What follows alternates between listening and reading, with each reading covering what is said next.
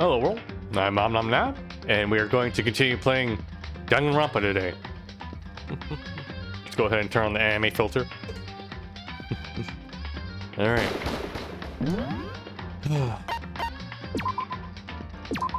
Time to begin the class trial, I believe. Oh man, I hope I remember all the clues from yesterday. Let's go ahead and review them, actually. Our truth bullets. Okay, Chihiro. Time of death was around 2 a.m. Body was discovered in the girls' locker room on the second floor of the school. Cause of death was a blow to the head with a blunt object. She was killed instantly. Okay, she wanted to get stronger. Might have used the locker room late at night to avoid being seen. Okay. She desired help with her efforts to get stronger. She may have been meeting someone in the locker room the night she was. She may have. We don't know for sure. Locker room dumbbell. Okay. Yep, that was probably what killed her. Okay, Chihiro told anyone listening that she wanted to get stronger. She has an inferiority complex about being weak, no matter strength. Okay. Okay, you have to use an e-handbook to unlock the doors. Okay.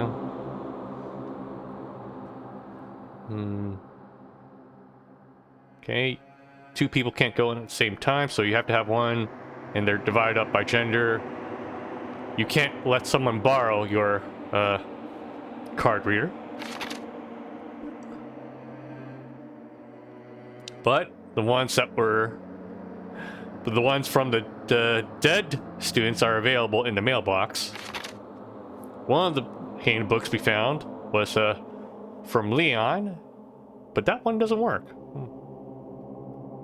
It seems to be broken, but Monokuma does claim it's very unlikely it would have been broken. Gross.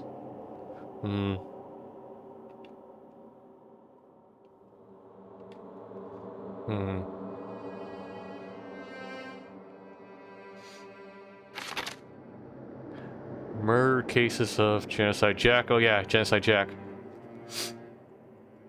They were killed saintless, same way, mounted nearby bloodlust. Yeah. Profiling cases of students suffering from split personality. Okay.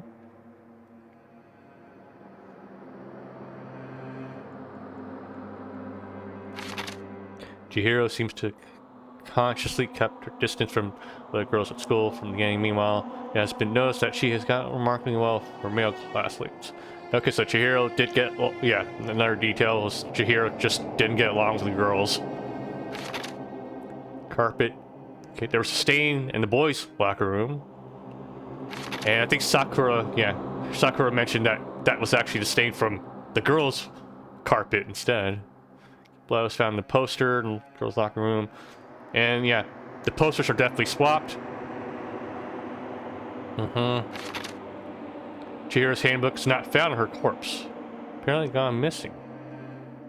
What if Chihiro's handbook is actually the one that's broken and in the mailbox? That's also a thing to consider. Maybe that's what happened to it. And someone else has Leon's handbook. I'm not sure if that's a detail that's relevant, if it even needs to be there, but that's a possibility, throwing it out there. Okay, Chihiro was suspended with her hands, yep, and she was tied up using the extension cord, yeah. Yep, and here's Sakura's account of the stain. So, my belief is that Chihiro actually went to the boys' locker room, and that's where she got killed. And then the murderer swapped the details around of the carpet and the poster. And Bikuyo is known to use the lamp often. However, the extension has gone missing at some point, and the lamp's cord couldn't quite reach the outlet. Okay. On night murder before Chihiro spot leaving the warehouse, it seems stuffing some blue exercise clothes into a duffel bag. Presumably she was on the way to exercise, but clothes were not found at the scene crime. Okay. So let's not tell anyone other than Makoto about this encounter. So this is a detail only we know about and Celeste. that Chihiro brought some exercise clothes with her, but we haven't found those yet. Interesting. So there's still plenty to this story that I haven't figured out. But right now, with the pieces I have so far, I'm thinking Chihiro's secret is that she is a boy, and her e-handbook identifies her as a boy, so the only way for her to go to the locker rooms is to go at night, so that way no one would know she's actually a boy. And then the murderer murdered her in the boys' locker room and took the carpet and the poster and swapped it between the boys' locker room and the girls' locker room. Who the actual murderer is, though, I'm not entirely sure. The game's trying to pin it on... I think the game right now wants to pin it on Toko, since she clearly has a split personality, and the easy way out would be to say that she's actually Genocide Jack and she's the one who did it. It's almost too straightforward, though. The second option is Byakuya, since he's also the only other person who would be aware of Genocide Jack's MO. So, you know, there's nothing stopping him from being the murderer and trying to, you know, fool us into thinking he's on our side, when in actuality he's trying to point us in a particular direction and fool us into thinking it's Toko instead. Both of those paths, though, seem too obvious to me. I'm betting that there are going to be details during the trial that bring more information to light that will change my interpretation of this. Because if it ends up being Toko or Byakuya, that's too straightforward. There's no way it can be that straightforward. It's never that straightforward. I want the game to surprise me.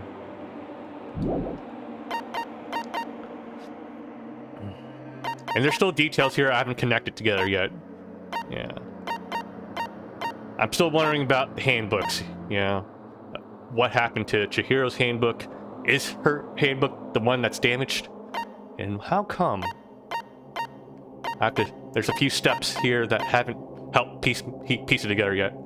Okay. Having done a class trial before, I'm at least aware that we can save wherever we want. So, if something goes wrong, I can always load a save from previous. Makes sense. I mean, this is a game where if you screw it up, everyone dies, so you kind of need to have copious amount of save points to get through it. And we're gonna need it too, because it's been, what, 1 week since we've last done one of these, so I'm not entirely sure what the mechanics... I don't remember all the mechanics quite well. But we'll see. Alright. Let's get ready.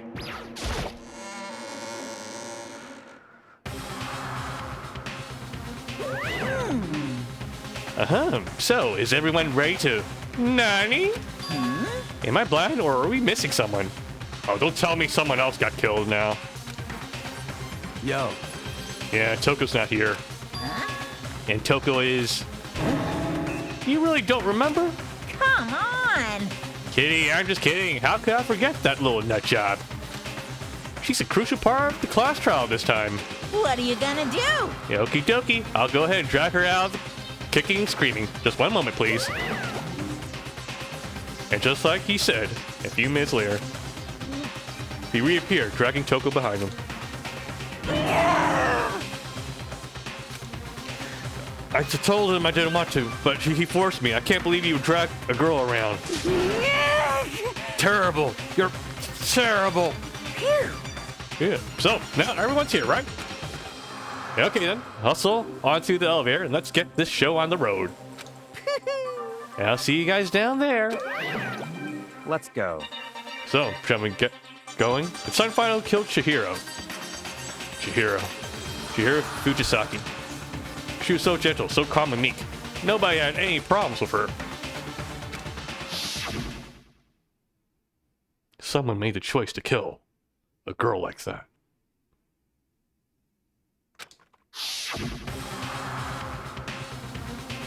And that murderer is one of us. Someone standing right here.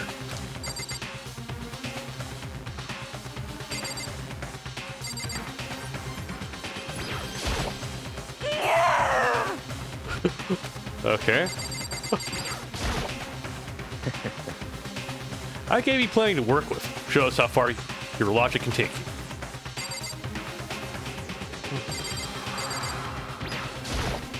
Shall we go?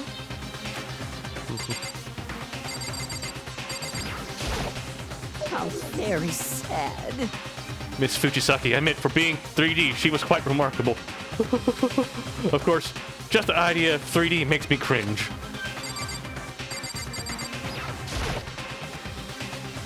We have no choice, right? We have to do this. It's true. Yes. I gave a small nod in reply. With one last deep breath, we'll walk toward the elevator on shaky legs. With each step forward, I could feel my heart starting to race faster and faster. As soon as everyone was on, the elevator began to descend. Couldn't get a handle on my emotions. I couldn't stop speculating.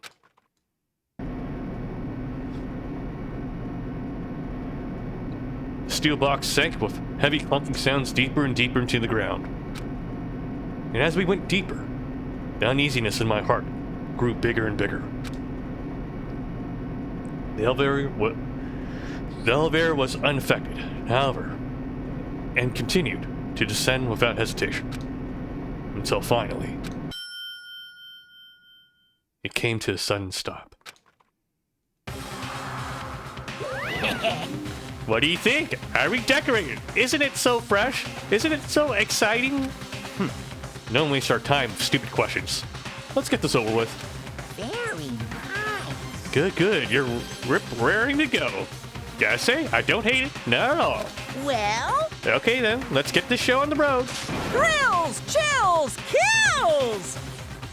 Everyone, please find your assigned seats. And so the current opened once again. I really hope I remember the controls. A deadly judgment, a deadly deception, a deadly betrayal, a deadly riddle, a deadly defense, a deadly faith, a deadly class trial. We gotta save the data? Okay. Okay, might as well save it here.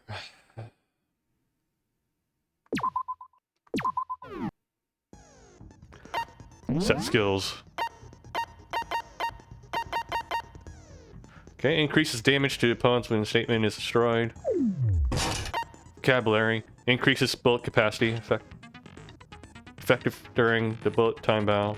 Okay.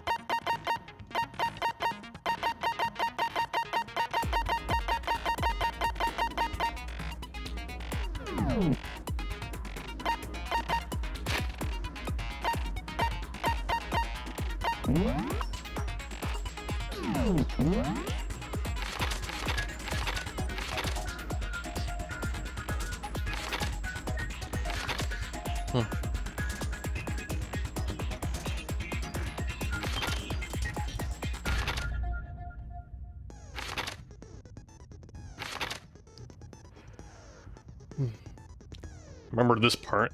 Not sure if it's gonna come into play now, but it's there.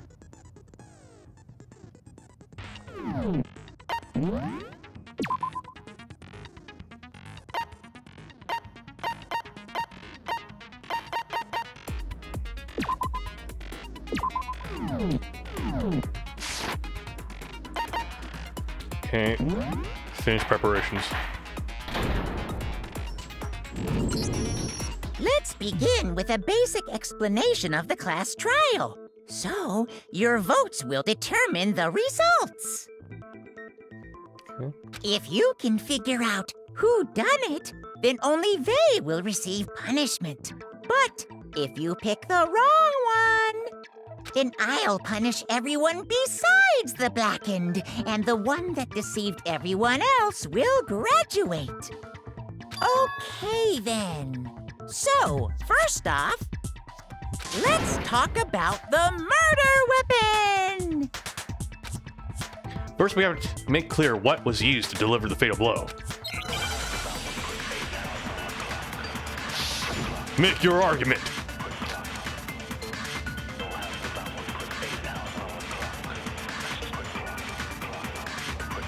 Chihiro's fatal injury. Okay, influence gauge.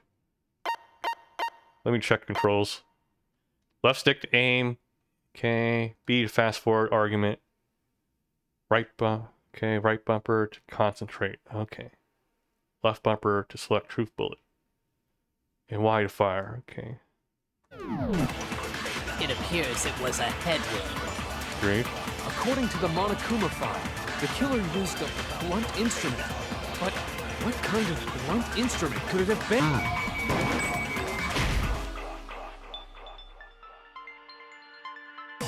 Shoot! Oh fuck, I forgot. It has to be a contradiction. Oops.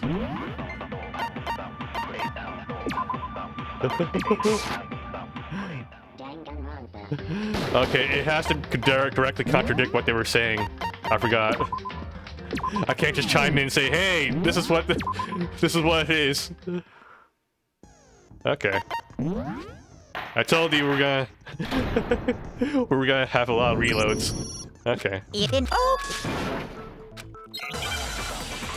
Thankfully, we can skip stuff, so not bad.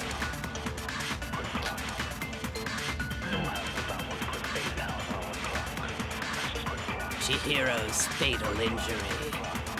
It appears it was a headwind. According to the Monokuma file, the killer used a blunt instrument. But what kind of blunt instrument could it have been? I bet it was an iron pipe.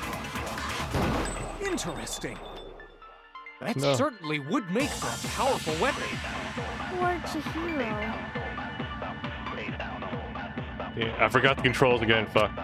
Let's try this again. Chihiro's fatal injury. Oh, we get 11 It minutes for appears this? it was Never a mind. headwind. According to the Monokuma file, What kind of blunt instrument. I bet it was. No, he's wrong. Break!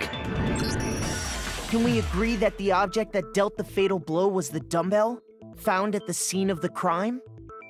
It was covered in blood, and there was nothing else at the scene that could have caused that kind of injury. Why does Makoto need to be one who points this out?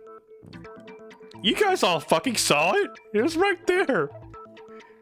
This wasn't hidden evidence. It was right there. And the wound on the victim's head is consistent with the shape of the dumbbell. As far as I'm concerned, there's no mistake and no room for doubt on this one. You looked at her head wound? I mean, we had to. Yay! That's so creepy! Ellipses. If you don't mind, I will proceed from here. Let's move on to discussion of the culprit. Although, I believe the criminal behind this heinous act is already quite clear. What? For real? Chihiro's killer is the fiendish serial killer, Genocide Jack. Genocide Jack, the Phoenix serial killer. Did he really kill Chihiro? A new element has been added to the non-stop debates. Would you like to hear more? Sure. Great. They're changing the rules again. For this debate, lines of white noise will appear to disrupt your reactions. Your truth bullets will disappear if they hit these lines, so think of them as an obstacle in your battle, in your debate. Okay. So basically, I have to shoot and also not hit the damn thing. Is this how arguments actually work? You have to have good marksmanship? Really?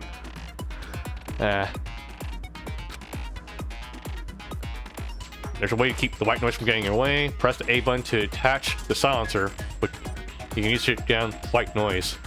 However, you shoot down an actual mark with your silencer instead of white noise, the time limit will decrease. Be careful when you have your silencer out. Are you fucking serious? Oh, if your action difficulty set to gentle, white noise won't appear. I kind of want to turn. Yeah. Honestly, I kind of want to turn down like all the difficulty things because it doesn't actually have anything to do with logic, right? Like increasing the difficulty in this game is just a matter of like dexterity and you know, precision. It's not actually anything relevant to solving the crime. Oh well, we'll see how annoying it gets. If it is too annoying for me, I will lower the difficulty because Again, it has nothing to do with the actual mystery-solving aspect of this game. But, yeah, we'll see if it's fun. In which case, you can forget about the silencer and just focus on the situation in front of you. Oh, and good luck and have fun.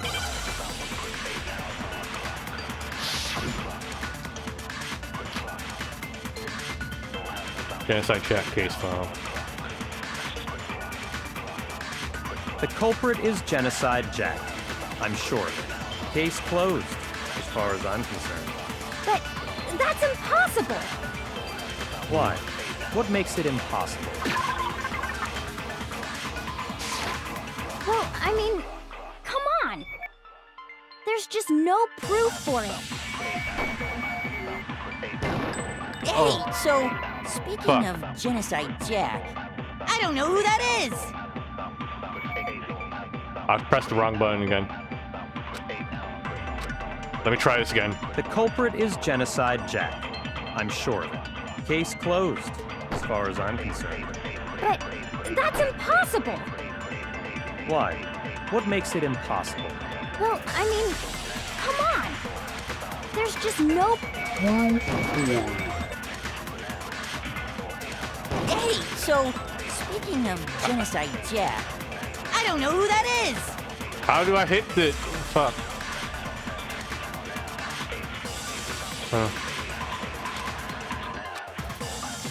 The culprit is Genocide Jack.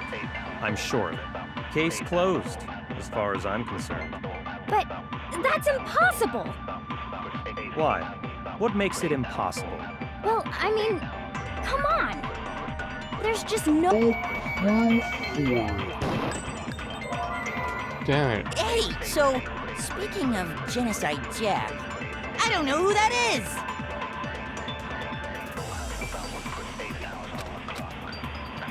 The culprit is Genocide Jack. Okay. I'm sure. Okay, so we have to Case silence it closed, first. as far as I'm concerned. So silencers are instant.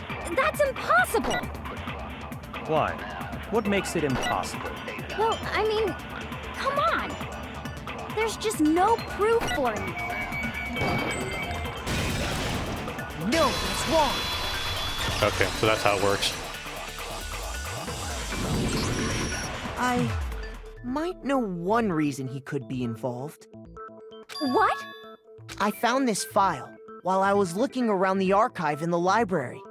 I guess it's some kind of confidential file the police put together about the Genocide Jack case. What? That's kind of weird as shit, isn't it? What was something like that doing in the library? The why of it is probably more trouble than it's worth, so let's forget about that for now. More importantly, it outlines all the specifics of every Genocide Jack case in exceeding detail. According to the file, there appear to be two defining characteristics in every Genocide Jack case. The first is that a bloody message is found written at the scene of every murder. Oh, that's right. Boob lust. This fucking guy. No. It's actually bloodlust. But more important is the other characteristic, and it's something that has never been made public. Never made public? What the hell is it? Why don't you tell them, Makoto? Why do I have to be the one? Yes. Alright, we at least made it through there. Can't save. If I'm not mistaken, it has to do with the positioning. How the victim was positioned. I got it! Apparently, in every Genocide Jack case, the killer suspends the body in a certain way. Other than the killer, the only people who know about this are the higher-ups in the police department. However, Chihiro was most definitely suspended in the same way. So, how did the culprit know about this when only high-level police officials were aware of it? There's only one logical answer I can think of. It's because the culprit in this case is the real Genocide Jack. Or it could be someone who read his case file. Which, at this point, we can only confirm Byakuya as one of them. And us. theoretically, someone else here could have read that case file too, though we don't have any evidence to point to that. No fucking way! You're saying Genocide Jack is one of us? He's among us? Yes. In fact, it's Toko. What? Okay, the fact that you're making this argument right now means it can't be her. It's too obvious now. Yeah. Genocide Jack's true identity is Toko Fukawa. You lie! What? Hey, okay, wait, hold on a sec. Toko has, like, bloodophobia or whatever, remember? What kind of serial killer is afraid of blood? Is Toko Genocide Jack? The answer is yes and no. Another riddle? Man, why is this gotta be so complicated? It's a riddle for sure, but I feel like I understand it. Can I say first? Yeah.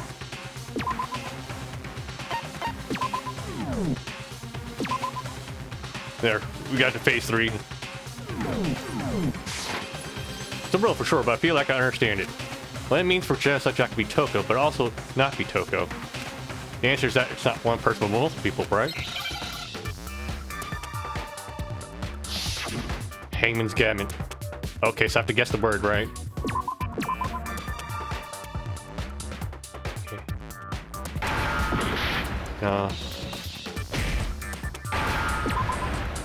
Okay.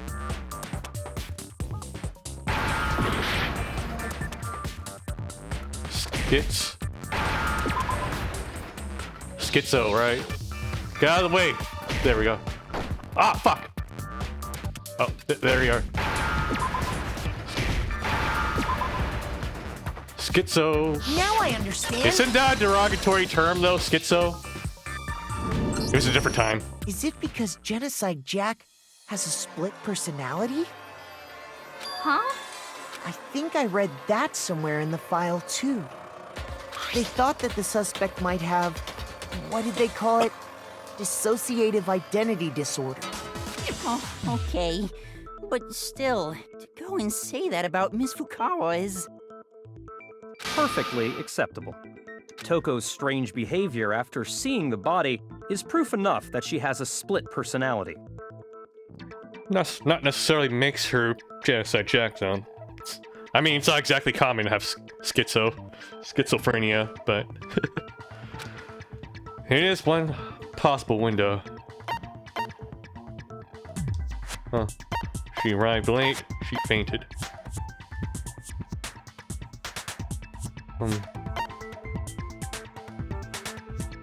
She arrived late. She fainted. Her behavior changed. You're talking about how she started acting totally different than usual, right? That's right. Think back. She fainted when she saw Chihiro's corpse, and then, when she woke up... She had an Ahagao face. I'm fine. Yeah. What was that? Dead body? Hey, are you dead? Yeah. That must have hit her head real hard when she fainted. The world's a front and back. Top button and a bomb, a sea of truth, and a web of lies. This is quite concerning. I mean, she sounds completely different. She was acting funny, that's for sure.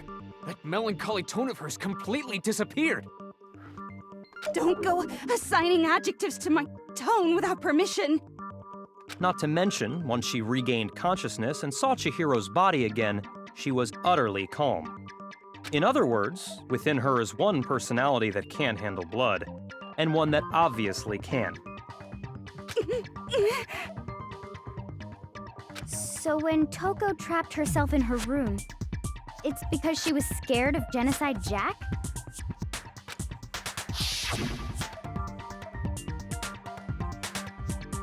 I won't let Genocide Jack have control. I'll drive out the killer, drive out the murderous fiend. The reason she locked herself in her room wasn't to keep other people from getting in. It was to keep her other personality from getting out. What? Toko was afraid of the murderous fiend inside of her. of killing even more people. This is too obvious, though. There has to be more to it. How? I feel like there has to be more to this. It can't be this simple. Yeah, phase 4 now. Cool. Yeah. How can you know all this? I do believe you misunderstood her. What she's trying to say isn't, how can you know all this? No. What she wants to know is, how could you tell them? Huh? Last night, just before Monokuma gave his motive speech, Toko and I had a strange conversation. She told me a most interesting story. She said a murderous fiend lived within her, and she was afraid it could appear and attack at any time. That's just conjecture from him, though. Let's see if... Can Toko corroborate this? And that trepidation is what's caused her to have such a bleak attitude. Isn't that right, Toko? Well, she's not saying no. This is all a lie. Right, Toko? You said you wouldn't tell anyone. Yeah, no, it can't be this simple. What? There's still details about this murder that still hasn't been connected to. Because Chihiro was killed in the boys' locker room. There has to be some detail relevant to that. It'd just be very unsatisfying if it just turns out to be Toko, I think. You promised! I can't believe you lied! Come on, game. Show me the twist. You have only yourself to blame. You came to me with your tragic little story. I didn't ask you to. I think Bikuya is like, if this is actually true, then... I don't know, he probably... what's it called? He has a confirmation bias here, then. Because then he would just try to look at the details that would connect Toko to the murder. Which are, they're pretty good details, though. I wouldn't blame him for believing that, if this is actually what he believes. No. I feel like there has to be more to it, though. Let's see. This is the real world, not some romantic fantasy fairy tale.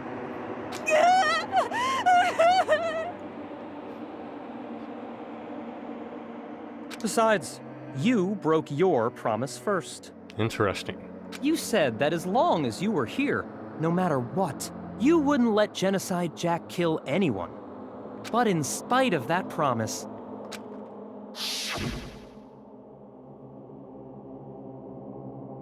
I'm sorry. I couldn't keep our promise. If Toko corroborates this, I don't know. It's kind of open and shut if she admits to it, then. Fuck. But there wouldn't be any point in us collecting all of these clues if it's this straightforward, though. If she just agrees to it, fuck.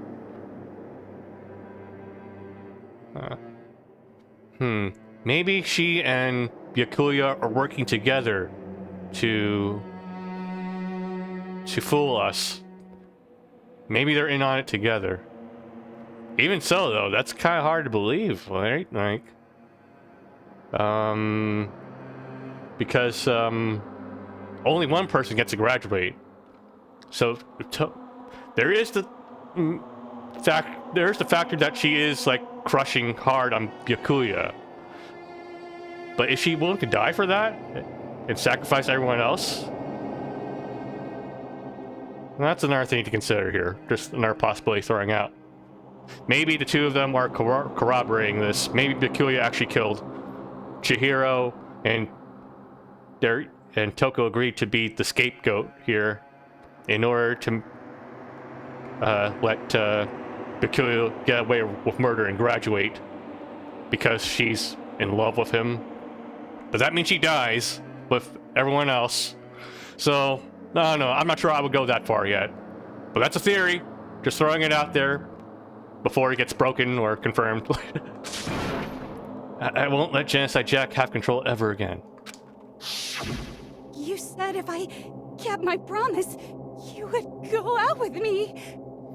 That's the only reason I promised. How many times do I have to tell you? I never said that. But you weren't able to do it. You just couldn't resist that rush you got from killing, could you? I tried. I swear I tried to control it, But your efforts were useless. What a disappointment. I hate you. Yeah, the whole, like, them being... the two of them being in it together and corroborating. I don't know, Toko is very convincing here of her hatred. So, I don't know, that might not be a thing. Well, the opening act is nearly finished. All that's left is to hear from the person in question directly. The person? You don't mean...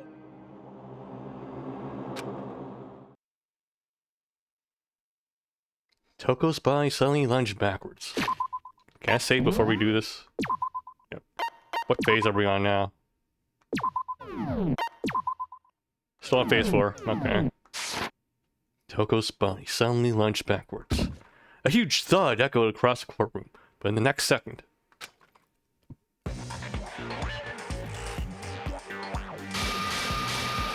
Well, hello there! Is it me you were hoping to see? Yes! What the heck? Whatever, Hifumi, I know you're into this. So you figured it out, huh? Well, whatever. What are you gonna do? I'm the ultimate murderous fiend, Genocide Jack! Or better yet, let's go with Genocide Jill! What the fuck is this? Toko, what happened to you? Not Toko, that's a loser name, and what happened is a textbook split personality. So what if one of them happens to be a serial killer? You should turn a blind eye to one's faults.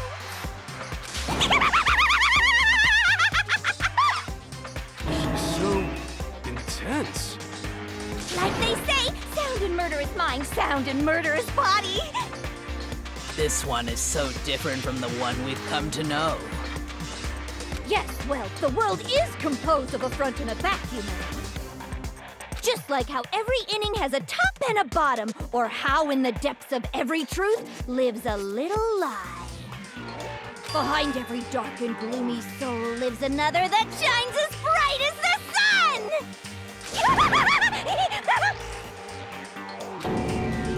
This is the murderous fiend, Genocide Jack. This is... Genocide Jack Des. This is beyond insane. Miss Jack, Jill, can I ask you a question? What's up? Some of us think you might be the mastermind behind our entire situation. What are your thoughts on that? Well, I'll tell you. I am the mastermind of all masterminds! Just kidding! Then it's not true? Of course it's not true! How dare you try to link me to that creepazoid! And another thing, the police and government and society in the outside world are totally powerless! I mean, they just let this idiotic, bloodthirsty maniac go buck wild all over town! Sure, I'm a bloodthirsty maniac, but life is pain, right? To live is to hurt other people. Okay, so now that Monokuma is corroborating that Toko is in fact Genocide Jill, alright, I think the idea that she's just playing a character here to help out Yakuya is out of question now, I think. I think that theory's down the drain. I mean, Monokuma would tell us if something's fake, obviously. So, yeah. I think this is legit then. It's a necessary evil if you want to survive. The act of living itself causes pain for everyone. I'm still not convinced that Genocide Jill is the one that killed... At least, not to connect all the other details. The game wouldn't give me all this evidence if there was more, if it could just conclude it from here with the finite amount of information we already talked about so far. The other details have to come into play somehow. Just kidding again! This should be enough to convince you. This murderous fiend is responsible for Chihiro's death. Come on, someone give me something else to work with. It can't be this straightforward. There's clearly a motive, so there should be no doubt. A motive? Remember what Monokuma told us? If someone didn't murder and graduate within 24 hours, an embarrassing memory or secret would be revealed. Well, let's assume that Toko's secret was about Genocide Jack.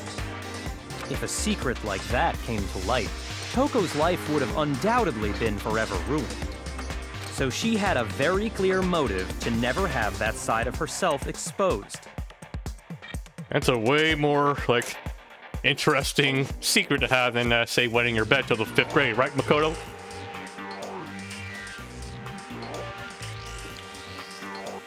Man, Makoto's title should have been like ultimate boring student.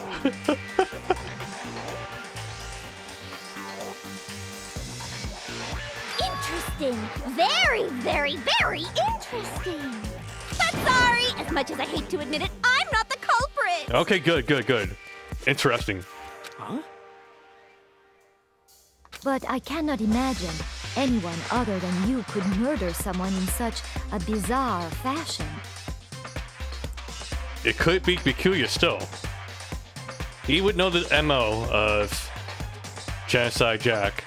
And now that he has Genocide Jack here, he can pin it on Genocide Jack. Again, though, it'd be somewhat unsatisfying if Byakuya is the culprit, though. Because with his involvement so early on in the investigation, you kind of suspect him. I hope it's not that straightforward, either. Maybe so, but nevertheless, it's the truth.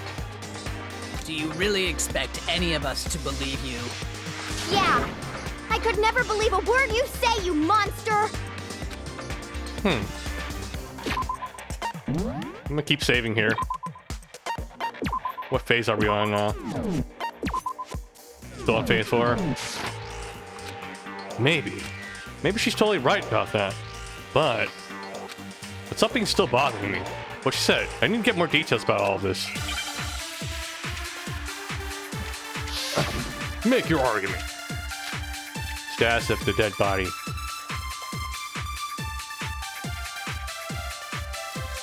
Sorry, but I didn't kill anyone. You say that, but do you really expect any of us to believe it? Perhaps if you had an alibi, that would change things. Oh, an alibi, huh? Now we're talking. When you compare your past murders to this incident, the modus operandi matches completely. What more proof do we need? Give it up. You killed her. There's literally only one option to shoot at, too. Alright, fine. Sorry, but I didn't kill anyone. You say that, but do you really expect any of us to believe it? Perhaps if you had an alibi. Okay, there were two that options would there. change things. Oh, an alibi, huh? Now we're talking. When you compare your past murders to this incident, the modus operandi matches. No, it's wrong.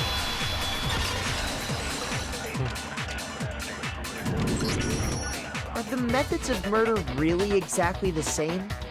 I'm not so sure about that. Yep.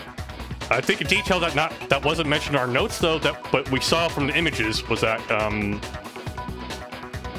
Genocide Jack impaled their victims a lot with scissors. I think there's a slight difference between the Genocide Jack cases and this one. Huh? How's it any different? Uh-oh, you don't know? Well then, human garbage, let me tell you! I murder with passion and conviction. I consider myself a professional, and I have a very particular way of doing things. Oh man, imagine, wait, so if we find the killer and it's not Toko, that means she gets to stay with us and we know there's a serial killer among us. Still, okay. Imagine you go to a fancy Italian restaurant. They're very picky about the noodles, the sauce, everything. But what happened to Chihiro? It'd be like if that same Italian restaurant started using ragu or Chef Boyardee. Yo, don't hate on Chef Boyardee. What the fuck? This is no creation of mine. Are they even allowed to use, like, brand names like that? Let me rephrase that in a way that maybe makes more sense. There are two clear differences between the Genocide Jack cases and this one. Can I save here in case I fuck it up?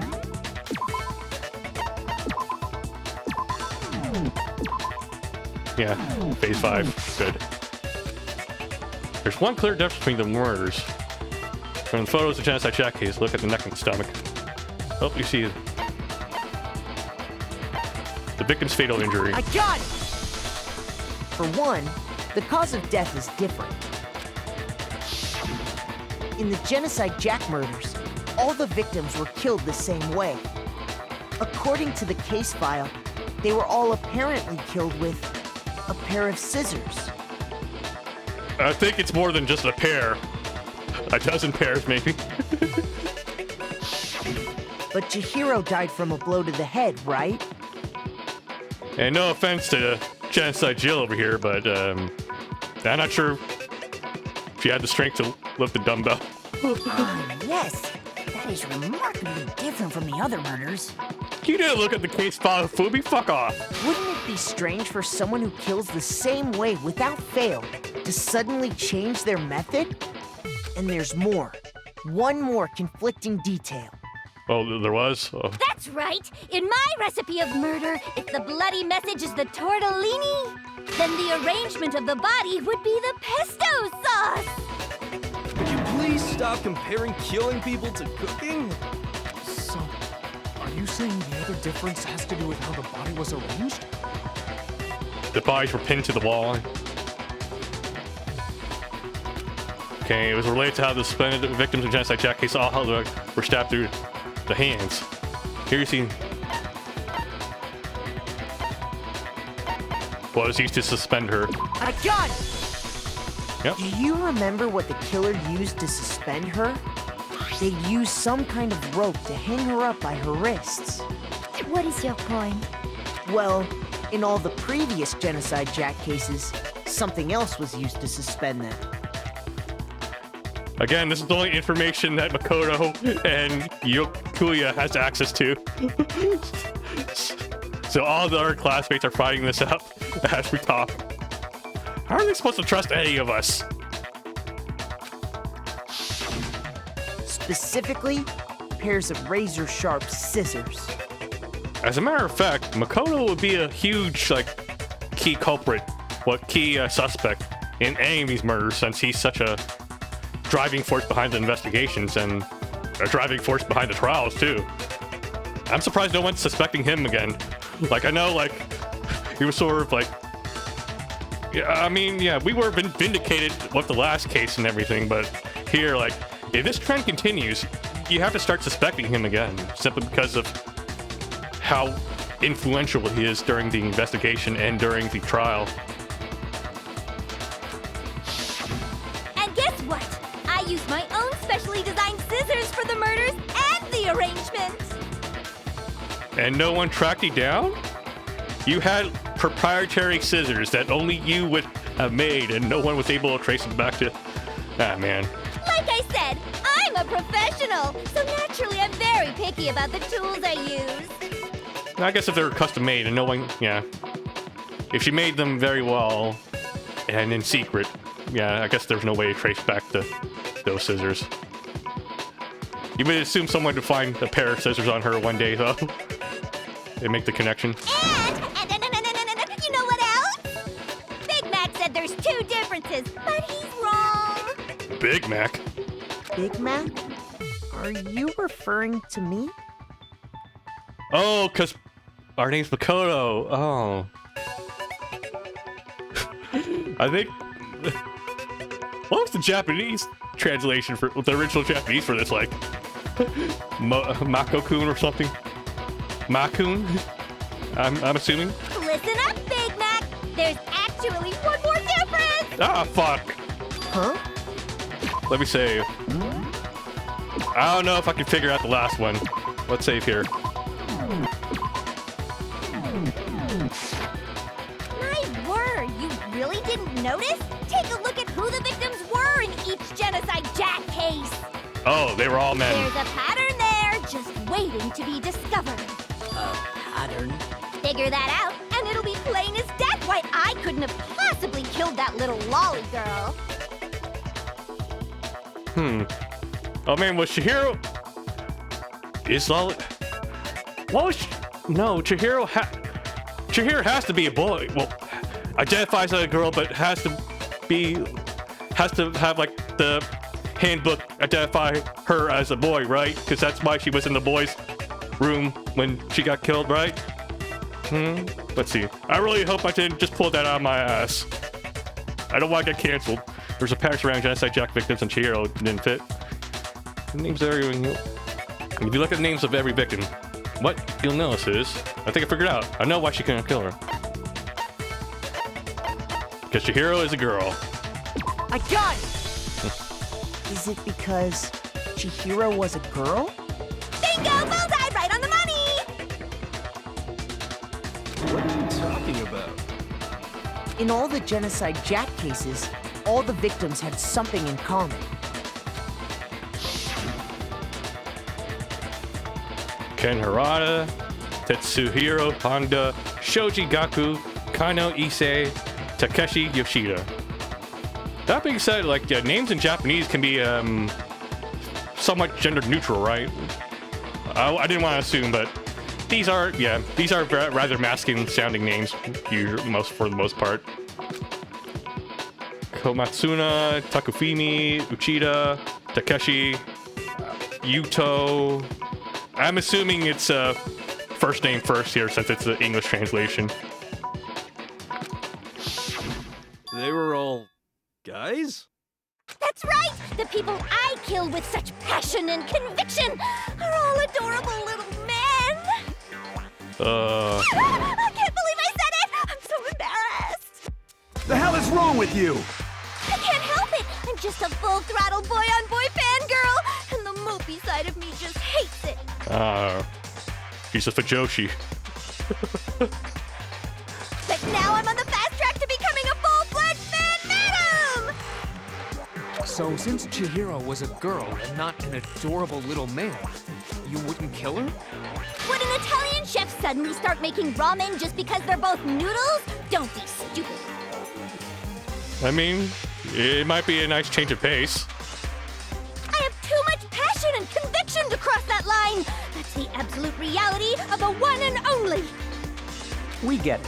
You've clearly explained your hobby and your philosophy. But that's not all there is to it. Okay. Let's go ahead and save. Are we still on phase 5? Yeah, we're still on phase 5. It's a different matter entirely, when you're forced to kill in order to survive. Quiet, lowly cur! Lowly cur? I would never kill for a reason as petty as mere survival. And if by some fluke I did kill to survive, why would I bother with the message and arrangement? It'd make me the obvious suspect! That does make some amount of sense. Plus, whatever reason I have for killing, I would never leave out my prized scissors. Does she still have her scissors? Who would go out of their way to use a big, stupid, heavy dumbbell? Maybe you used the dumbbell because you couldn't find any scissors in the school? Any scissors? I don't just use any scissors. I only use my own set of high-class envy of the entire world scissors! Okay, whatever. There still aren't any in the school. Or are they? Are you sure about that? Uh-oh. Oh, man. If she's innocent and she still has her... If she's innocent, which I'm assuming she actually is, and we actually get through this trial, and she still has her scissors with her, oh man, that's gonna be very awkward. Extremely awkward having her around, knowing she still has capability to murder exactly the way she wants to.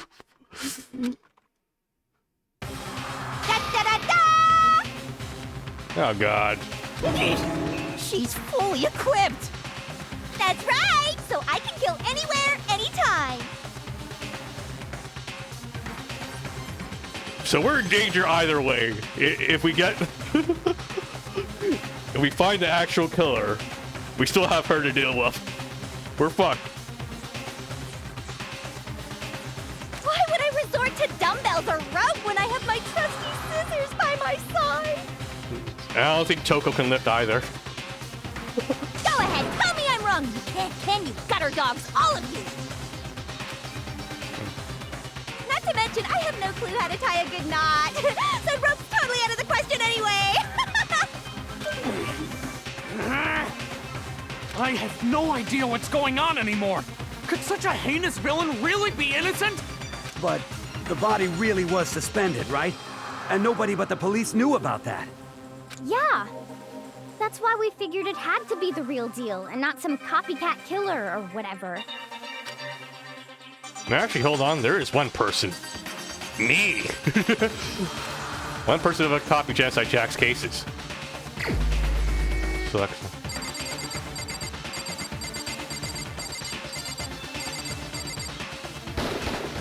Here's my answer. Byakuya, it's possible you could have found out, isn't it?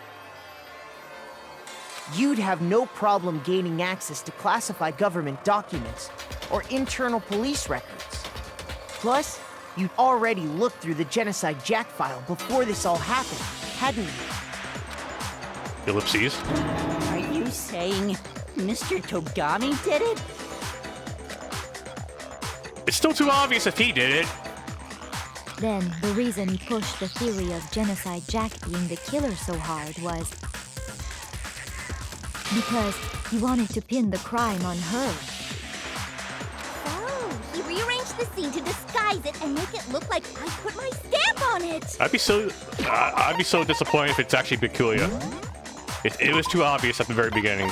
That would be either one of those two. Please surprise me, game. I'm looking for a surprise. The adorable glasses man was behind it all! Oh, I'm on fire! Oh god, no. Well, Byakuya, what's your response? Alright, Byakuya, give me your defense. That'd be good. I see. So now the suspicion falls on me. Then I must ask, when would you say I began acting suspicious? Surely you must have an answer.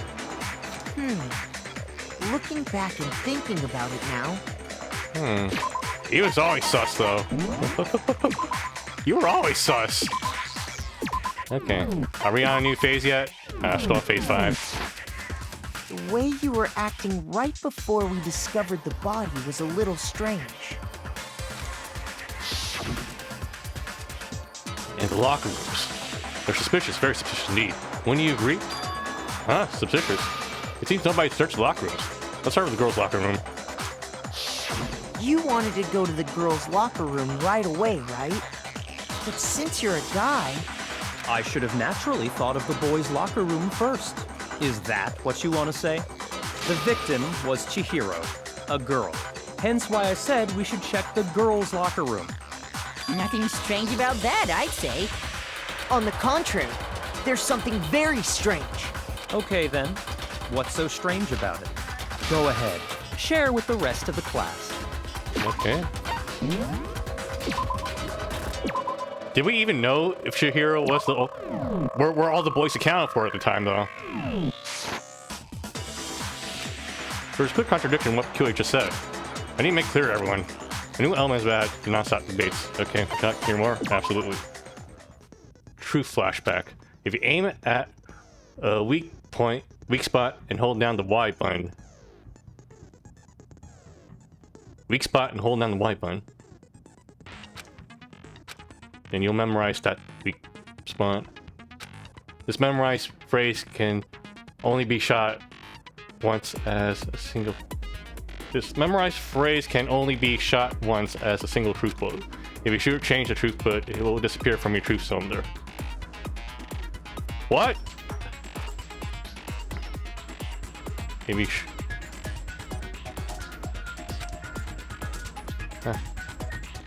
However, you can use this flashback feature as many times as you want. If you don't see you have the answer to a lie or a contradiction in your loaded truth bullets, it might be wise to memorize different weak spots and use that to make your case. What's the best time to use a flashback? Well, you just have keen on your lights, won't you? In this case, though, I would say that if you don't use a flashback, you won't be refuting it. Oh, good luck. Have fun.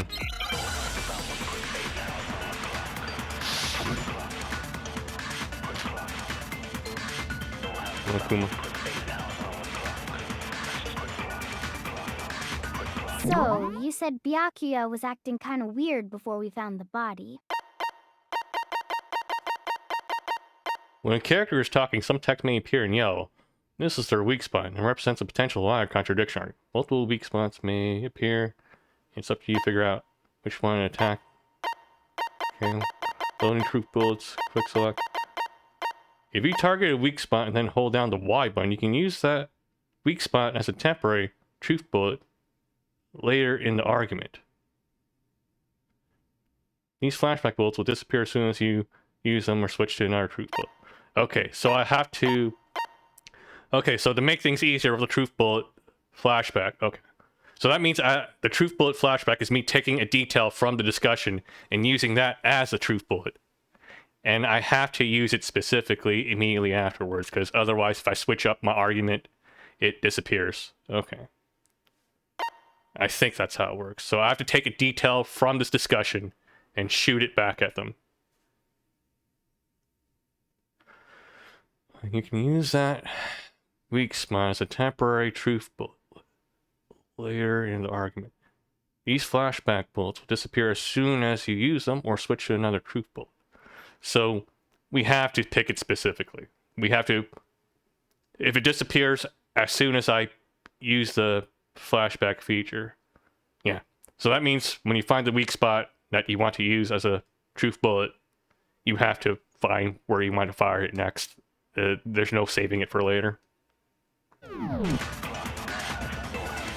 That's kind of weird. But he was acting weird. How? If you're presented with the opportunity to check out the girls' locker room, you absolutely take it! That's a natural reaction for any guy!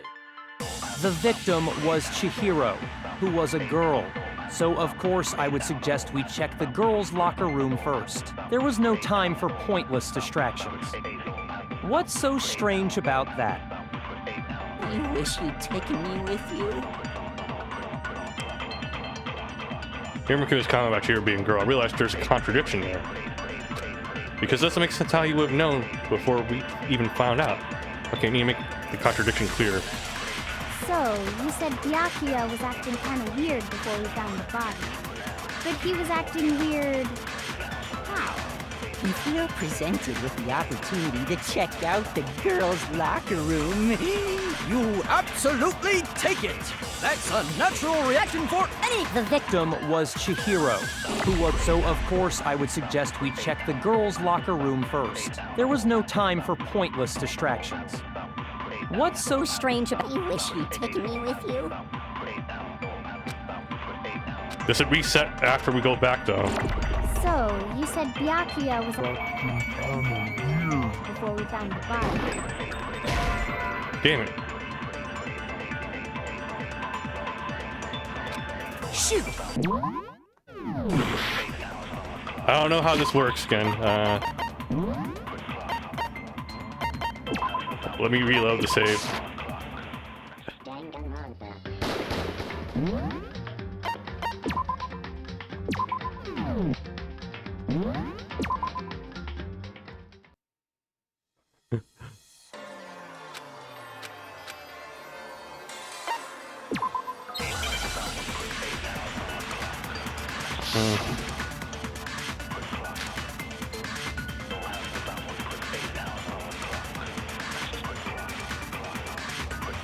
So, you said Byakuya was acting kind of weird before we found the body. But he was acting weird... how? If you're presented with the opportunity to check out the girls' locker room, that's a natural The victim was Chihiro. Was a girl. No, it's wrong. Okay, so that's how it works. It's kind of hard picking I'll out which. tell you what's so strange about that. It's kind of hard picking out which bullet to, because I felt like it was the other way around. It's how the logic's supposed to tie it in together. I feel like it might be a translation thing too. Because up until we actually discovered the body, we couldn't have known who the victim was. Is it actually peculiar? Yeah. He was so sussy at the very beginning, though.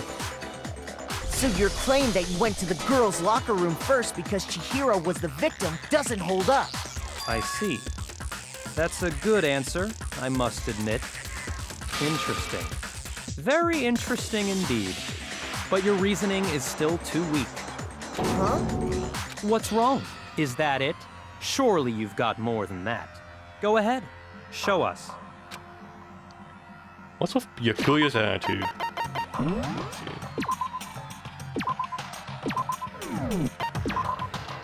Okay, phase 6 now. It's like he doesn't even care. I've got him cornered, but he's acting like it has nothing to do with him. Okay, maybe it doesn't then. Yeah. Let's keep this interesting. What's the matter? You're not finished already, are you? There must be more to it. There is. I think. There is more to it. Think about it. We just talked about the differences between this case and past Genocide Jack incidents. The proof you're looking for is hidden in there. Oh? Proof that I'm the culprit, you mean? The differences between this case and other Genocide Jack murders. The evidence that proves Peculiar is responsible. Hidden in there? I'm gonna keep saving.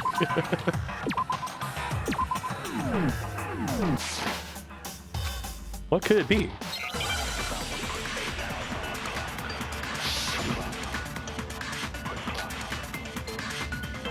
Library desk lamp.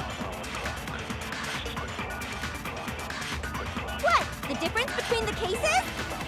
You want me to explain it again? When I want to kill, I use my very own special scissors. And I use those same scissors to arrange the body. But Chihiro was suspended with... It was some kind of rope, was it not? That's right! It absolutely was! No. Then there must be something very fishy indeed about that rope. Hey, Byakuya, where'd you get it from, huh? I'd never seen that rope before in my life. Obviously, somebody else must have had it hidden away somewhere. Proof you can send somewhere a rope. The item found with like rope was actually rope. No. You could have just used rope. It had a very specific object. What? The difference between the cases? You want me to explain it again? When I want to kill, I use my very own special scissors. And I use those same scissors to arrange the body. But Chihiro was suspended with... It was some kind of... That's right! It absolutely was! Then there must be something very... Hey, Byakuya, where'd you get it from? I'd never seen that life. No, that's wrong.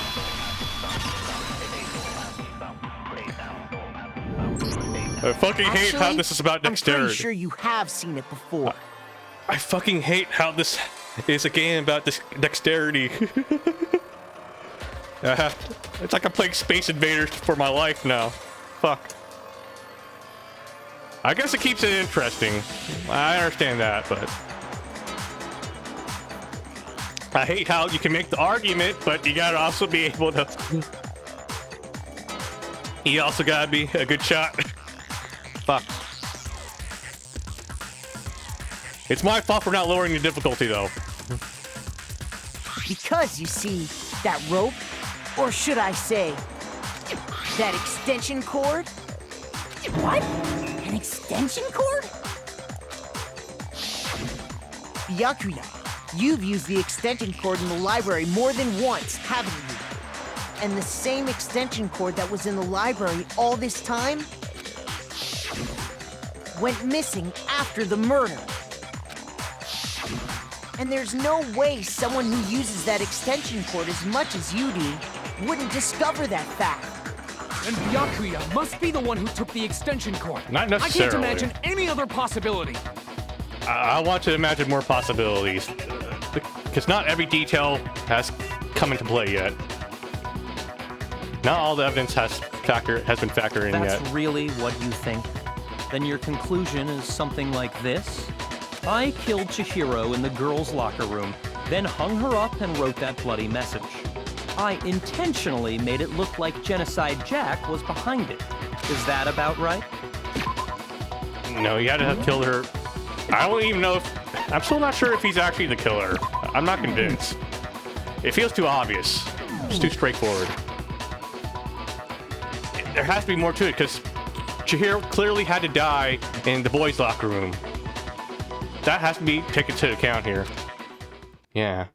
I think Makoto realizes that too. He's doing it again. He's totally calm, totally unconcerned. As if he's not even involved. Wait, not even involved. What's wrong?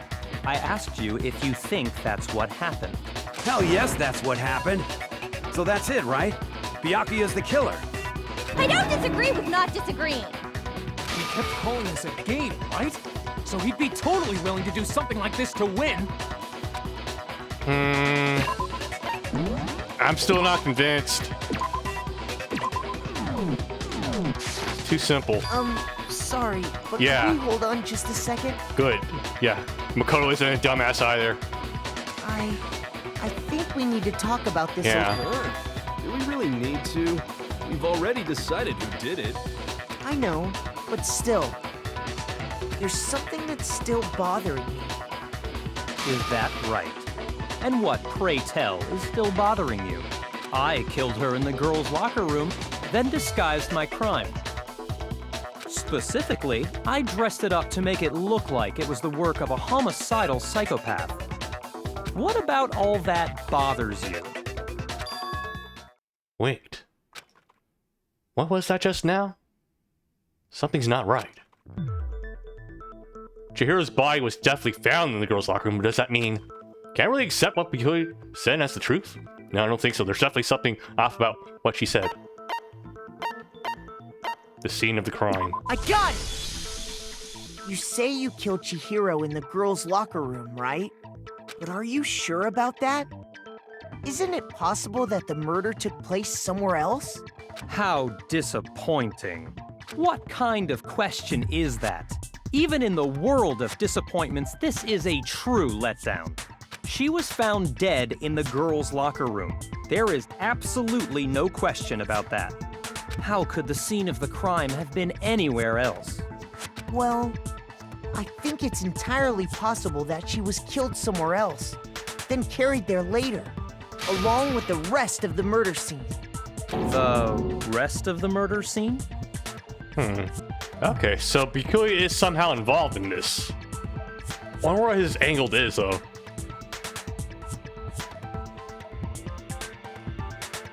Maybe someone else killed... Okay, so maybe he got someone else to kill Chihiro, and then he's using Genocide Jack and himself as scapegoats. So that way he has a foolproof way of convincing the rest of the class that someone else that killed Chihiro. I think that might be the angle now. So he didn't actually kill her, but he knows someone else did. And as long as he can get either himself or Toko down as the culprit, he wins. Wait, no, wait, he still wouldn't gain anything, right? No. In order to do this, he has to be, in order to get away, he has to be the one who killed someone, though. There has to be something else to this. I'm talking on my ass. I don't know what his angle is right now. I'm a moron. Forget what I said. But he is visibly concerned now that we are piecing this together. But why? Because if he actually is the murderer, he would have to be the murderer in order to get away, in order to, graduate, right? So if he isn't the murderer, what does he have to gain? Alright. That was awfully specific. Please tell me you have a reason for saying all of that. I believe I do.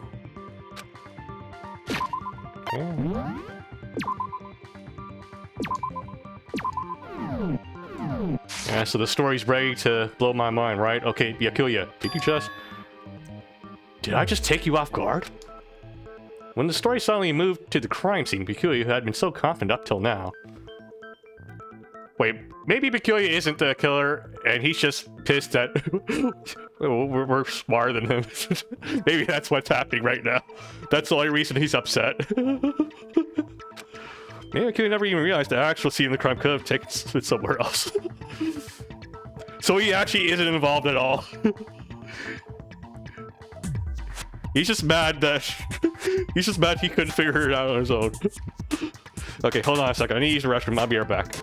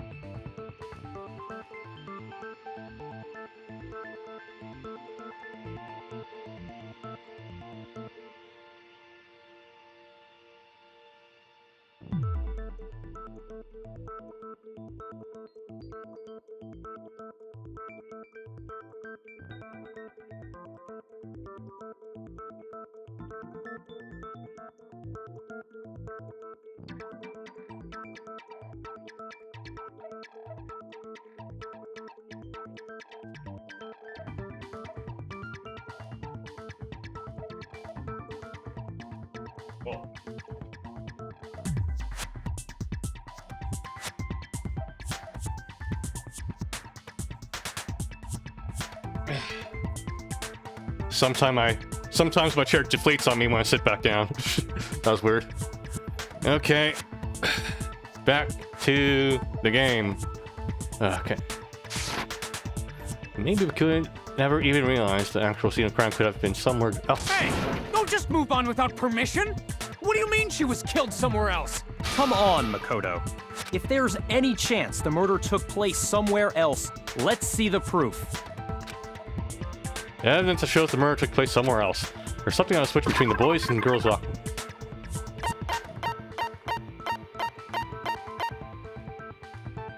Two locker room posters.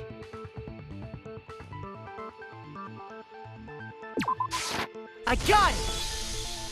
The proof that she was killed somewhere else is the poster that's hanging in each locker room. Your proof is some posters? The poster in the girls' locker room was a picture of a big-boobed supermodel. But don't you think that's kind of strange? I mean, everyone loves boobs, though. Right? Right? Why would the girls' locker room have a poster like that? I bet those massive jugs of hers were totally fake! Unnecessary, but okay. Meanwhile, the boys' locker room had a poster of the super popular boy band Tornado. Again, that doesn't really seem to belong in a boys' locker room. That's kind of sexist, Makoto. Come on. So you're saying that maybe the posters were switched? And there's one other thing I noticed about the locker rooms. You know what I'm talking about, right, Sakura? You're referring to my protein coffee, aren't you? Protein coffee? While I was in the girls' locker room earlier, I spilled some protein coffee on the carpet. But I noticed that after the murder, the stain had been totally scrubbed away. No, it's not that. It's not that the stain was scrubbed away. It was moved.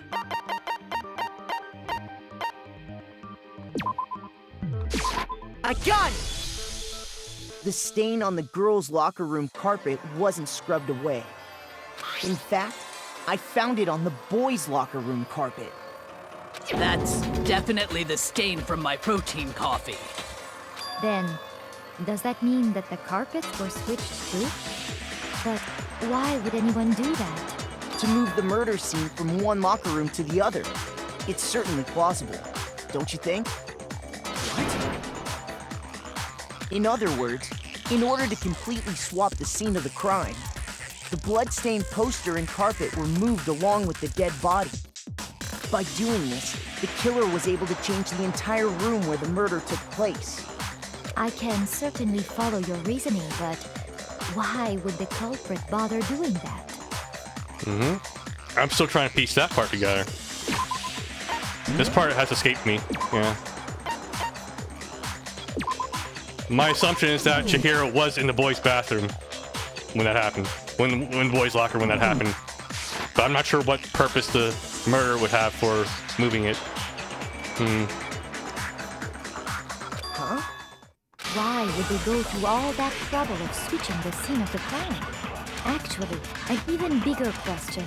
If the murder did take place in the boys' locker room, then how did Chihiro get in the boys' locker room in the first place? To get into the locker rooms, you have to swipe your e-handbook across the card reader device. But Chihiro's handbook should have only allowed her access to the girls' locker room. She had no way to get into the boys' locker room to begin with. Unless she took Leon's handbook. But why?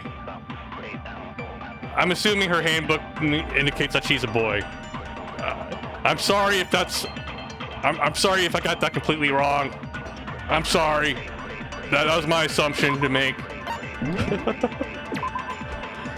I apologize in advance if that's the wrong assumption to make. No, she did have a way, and I can tell you what it was. I highly doubt that. Shut up! I'm telling you. Okay, I know Hero. how she could have done All right, it. Hero, you got it. Come on, tell us. Could have Shirley got into the boys' locker room somehow?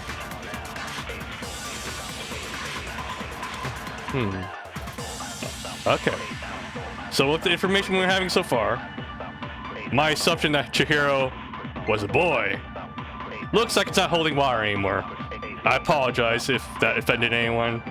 I still though, that would have been a very compelling twist, right? Her secret was that she was a boy, and therefore her ID only worked with the boys' locker room.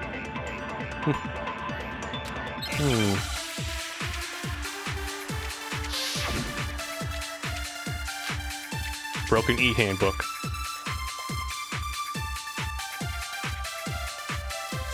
Is it really possible? Could Chihiro really have gotten into the boys' locker room somehow? Ah! I've got it! She must have hacked her e-handbook. Let's wait. She was the ultimate programmer, after all. I'm sure that would have been no problem for her. No, I don't think that's it. She used the thing that was in the main hall. Huh? What thing? I'm talking about Leon's... No, it's wrong.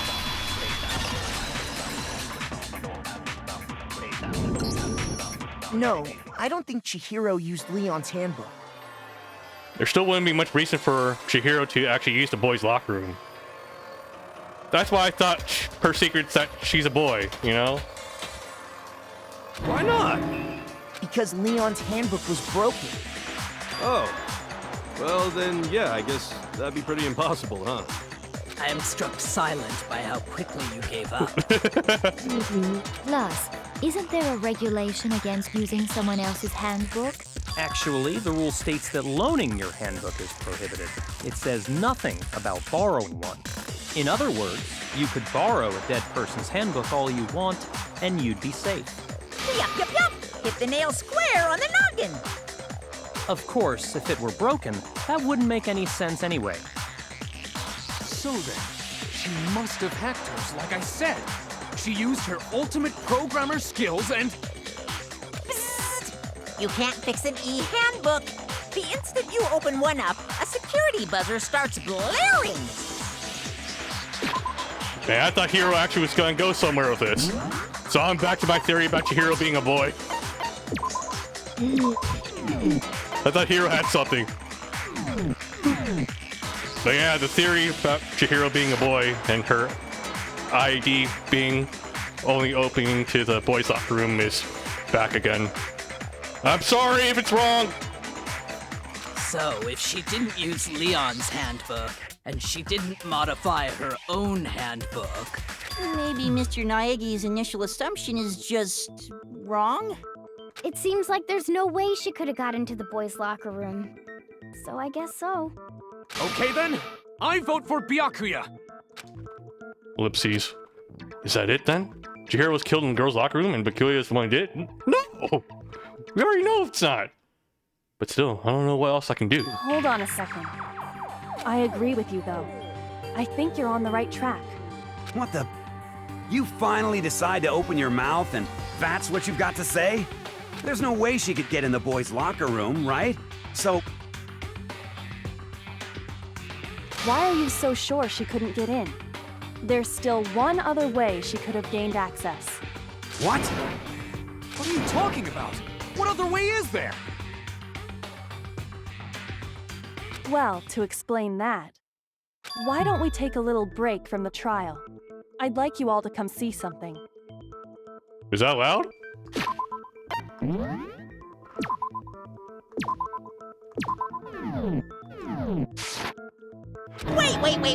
Wait. Just what do you think you're doing? Exactly, yeah. Don't worry. This'll make the whole trial more exciting. I'm sure that thought must please you. Huh? It'll make things more exciting? Well, all right then. I declare an official class trial recess. Man, what the hell? For real? Now then, what is it you want to show us? It better not be boring or I'll be very unhappy. No, Kuma's just going with anything right now. He's making, like, I know he's making it up as he goes along, but he's really making it up as he goes along. Oh, I have no doubt it'll meet your lofty expectations. So, shall we go? So before I even knew what was happening, the class trial had been put on hold. We headed off with Kyoto in the lead. And where she took us was...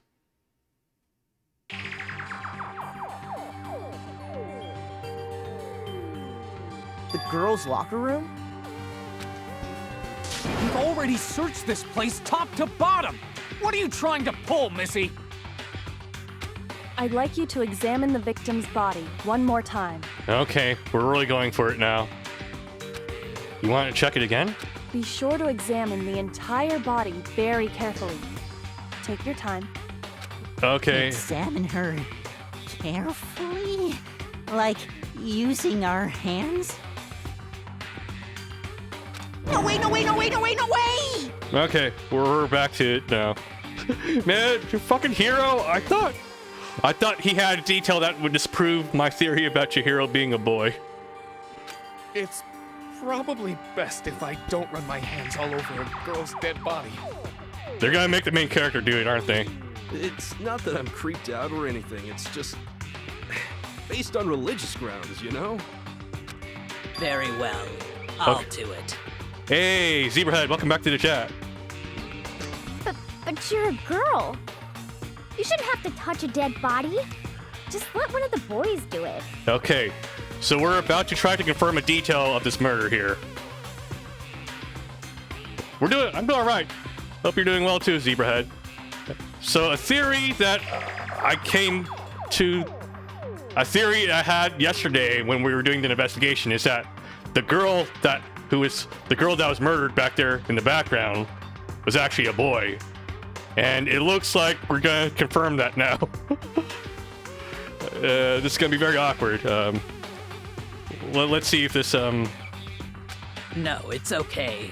I think Chihiro would rather have a girl examine her. Okay, let's take... So just leave this to me. Okay, Sakura.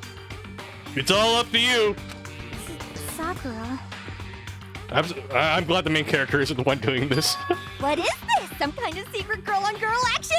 Is that what you two are about? Oh yeah, so this girl, turns out she has schizophrenia, and her other personality is a serial killer. but she's probably not the person who murdered this girl. That's not it at all. Stop screwing around. Which means, also, it means if we actually do find the culprit for this murder here, that serial killer who is innocent still gets to stay around here, and we all know there's a serial killer among us now. So, either way, it's not looking good for us. Okay, here I go. Okay. I'm sorry, Chihiro. Please excuse the intrusion. Putting her hands together in a brief prayer, Sakura then begins to quietly examine her body. Be sure to check her entire body, and I believe we will solve this particular mystery. And my theory right now is Kyoko. We don't know what her special ability is, but my theory is that she is a medium, a psychic medium who has the ability to communicate with the dead, which is why she is so keen on what's going on with the people who died. That's my theory. Her entire body? I know you say that, but... Yeah, I checked the snatch, okay? There might be something stuffed up there. What? This is... Oh. What is this? Oh, she found it. She found, yep. Yep, cock. Confirmed. Confirmed. What is it? Not possible. It's not possible. I shouldn't be laughing. Our friend just died, but Sakura's eyes were staring wildly at Chihiro's lifeless form. Her massive frame trembled. This girl is... Okay, you're gonna say it, not me. Even though I accidentally said it multiple times, and I apologize. I don't know how Chihiro identifies himself. Is what? Is a boy. Cancel this woman.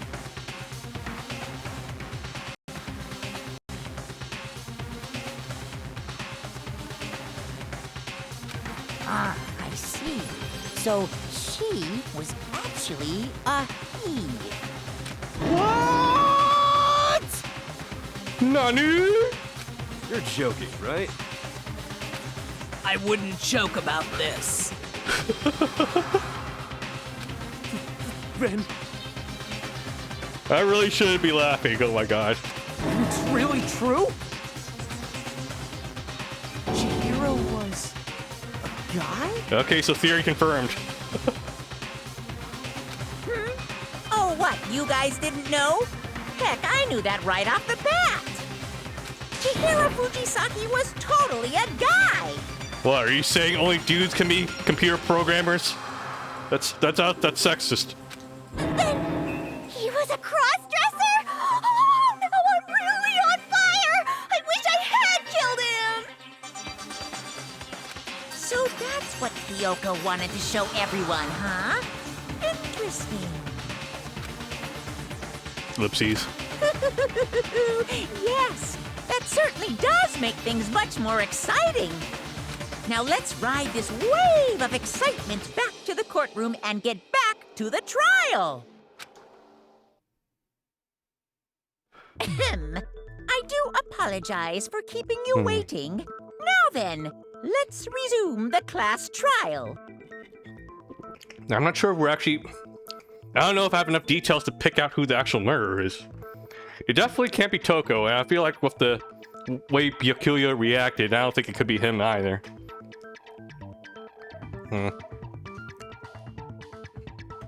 We've all just learned of the shocking revelation that Chihiro was actually a boy. Let's pick up from there. Yes, well, I don't know his reason for hiding it, but the fact is, Chihiro was not a girl, but a boy. Do you think that Chihiro was actually a guy? The thought had never crossed my mind. And because the victim was male, he would have had no problem gaining access to the boys' locker room. Assuming his handbook did, in fact, list his gender as male, then yes, that would be true. Of course his handbook said he was a boy. He dressed like a girl, but he was a boy through and through. Okay, so the confirmation here is Chihiro identifies as male and just likes cross-dressing. Okay, we'll go with that. Okay, we'll go with that. So then, there should be no issue with Makoto's initial assertion. The victim was killed in the boys' locker room, and was then later moved to the girls' locker room. But why? And the killer could have easily used Sayaka or Junko's handbook to get into the girls' locker room. There's still the mystery of how Leon's handbook got destroyed, though, or broken. Are we not going to touch base on that? So Chihiro really was killed in the boys' locker room? Which means the culprit was likely a boy. Because if Leon's handbook was non-functional at the time, there would be no other boy handbooks to use outside the ones that the boys already had. I still don't understand the motive for moving the body, but yes, that does seem plausible. Damn, even Kyoko doesn't know. Fuck!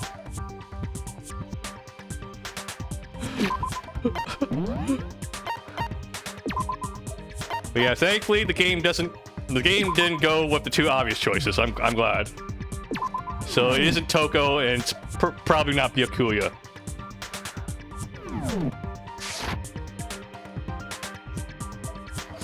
Well, I must admit, I did find it rather odd. I knew he felt a little off. There was a certain incongruity to his female body. This is the most titillating situation! Oh God. So now everything has been connected. All the mysteries have finally become clear. No, I still don't know who killed Chihiro. I'm still no closer to fight the murderer. Fuck. Okay, well, connected or clear or whatever. We still think you're the killer, remember? He definitely seems surprised by that detail, though. Very interesting. This has become very interesting indeed. No, Byakuya's too sussy to be the actual killer. I hope he isn't. He's off in his own little world. I think Byakuya's behavior here is just him being a pompous asshole and thinking this is all game. What about you, Makoto? After everything we've learned, do you still think Byakuya's the killer? Well, without a doubt, Byakuya is the one that made Chihiro's death look like Genocide Jack did it. But I... Daga. Orowa. I think he might not actually be the killer after all. What? But aren't you the one who accused him in the first place? He just seems to be too easygoing about all this. Like he's enjoying us solving the mystery. The way he's acting, it makes it seem like it doesn't have anything to do with him. And you think that might be because it doesn't have anything to do with him? Plus, the evidence he left behind was a little too... how can I put it? Overt. Oh, now we're finally pointing out how obvious some evidence is. He consciously chose to use the extension cord, knowing it could connect him to the murder. At least, that's how I see it. And Byakuya, when you found out the murder took place in the boys' locker room, it seemed to rattle you. And then again, when you found out Chihiro was actually a guy. If you really were the killer, that stuff wouldn't have had any effect on you. So that's your thinking, huh? Well, it bothers me that you don't have more concrete reasons, but it's fine. I guess I'll mark it as correct for the time being. Mark it as correct? He's right. I am not the culprit. We have to take his word for it, but... yeah. I just happened to come across the corpse in the girls' locker room and decided to alter it. Okay, now it's interesting. Let's see. He came across the corpse in the girls' locker room and decided to alter it. Are you fucking with us right now? No, I am not effing with you right now. I'm telling you the truth. Well, I find it very hard to believe. Go ahead. Find it very hard to believe. you're free to be executed along with the rest of us. If you're really telling the truth, then why? Why do you do that to his body? For entertainment? My reasons hardly matter right now. Uncovering the culprit is much more important, wouldn't you say? Now then, if it wasn't me, who was it? Well, I don't think I can say for sure without talking about it a little more. We're seriously gonna keep going? We're all good, aren't we? I thought it was clear Byakuya did it. No, I'm with Makoto. If there's any doubt whatsoever, we need to explore every possibility.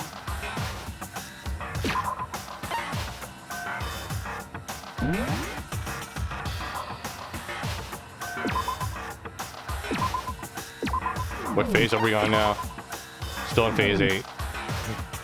There's still the whole matter of like Taka and Mondo becoming friends out of nowhere. I wonder, could that come to play in this chapter, or is that irrelevant?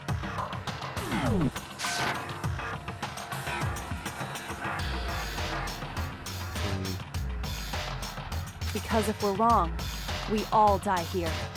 That's true. Very well then. I'm with you too. Damn straight. Count me in. Do you not have a mind of your own? Of course I do. What am I, an ant or something? Anyway, let's discuss this all as a group one more time. We still have time to make our decision. That's very true. Our lives are all on the line. Excellent. Then shall we resume our game of hide and seek? But if Byakuya didn't do it, then who's the real killer? Who murdered Chihiro? There's one thing we can be sure that we know about the killer. The killer was able to gain access to the real murder scene, which means the killer is a guy. I got it! Since the crime scene was the boys' locker room, you would need a boys' handbook to get in. Since Leon's handbook is apparently broken, the killer would have had to use their own. In other words, it hadn't been a guy. That's still not enough. I need to find more clues.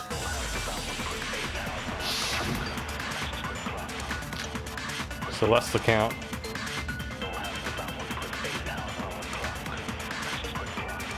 Isn't there a single clue that might lead us to who did it? Well, clues are one thing, but did nobody get a look at the killer? I'm sure if someone saw the killer, they would have said something by now. Perhaps someone saw the victim at some point. Even that might be enough for now. Let me check Celeste's account again. It was about Chihiro trying to work out, right?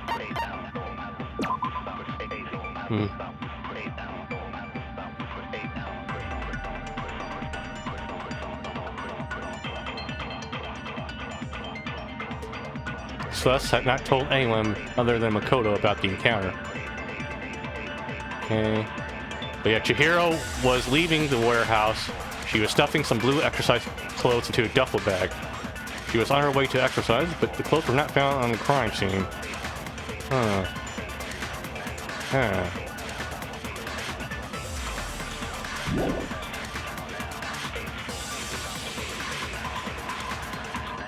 How would I use this one?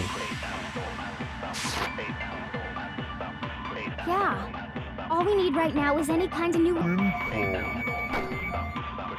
It's over. Fuck. It's all over. You want to know who saw the victim? The killer. And only the killer. And it's not like they're just gonna turn themselves in. Game over, man. Game over. I hate this mini game. No! Not game over! Okay, no, as a matter of fact, there is an eyewitness regarding Chihiro. She has information about that. Okay, Isn't there that a was our hint. single clue that might lead us to who did it? Well, clues are one thing. Did nobody Get a look I'm sure if someone saw the killer, they would. Perhaps someone saw the victim at some point. Even that might be Yeah. All we need right now is any kind of new info. Fuck.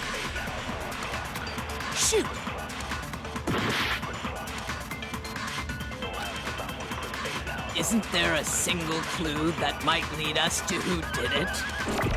Well, clues are one thing, but did nobody get a look at the killer? I'm sure if someone saw the killer, they would have said something by now. Perhaps someone saw the victim at some point. Even that might be enough for now. Yeah. All we need right now is any kind of new info. It's over. It's all over. You want to know who saw the victim? The killer. And only the killer. And it's not like they're just gonna turn themselves in. Game over, man. Game over. Yeah! No! Not game over! Isn't there a single clue that might lead us to who did it? Well, clues are one thing, but I think I fucked this nobody up. get a look? Let's restart it. It wouldn't let me change the thing. Fuck. I was trying to change bullets, but it wouldn't work. Okay.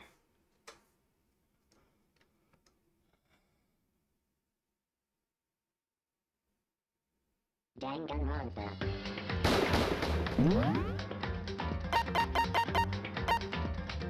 See, which one is more soon?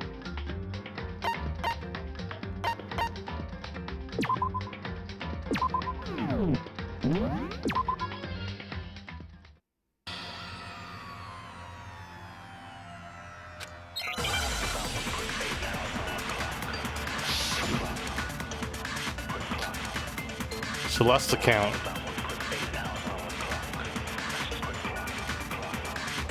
Isn't there a single clue that might lead us to who did it? Well, clues are one thing, but did nobody get a look at the killer? I'm sure if someone saw the killer, they would have said something by now. Perhaps someone saw the victim at some point. Even that might be enough for now. Yeah. All we need right now is any kind of new info. It's over. It's all over. You want to know who saw the victim? The killer. There we go. No, it's wrong.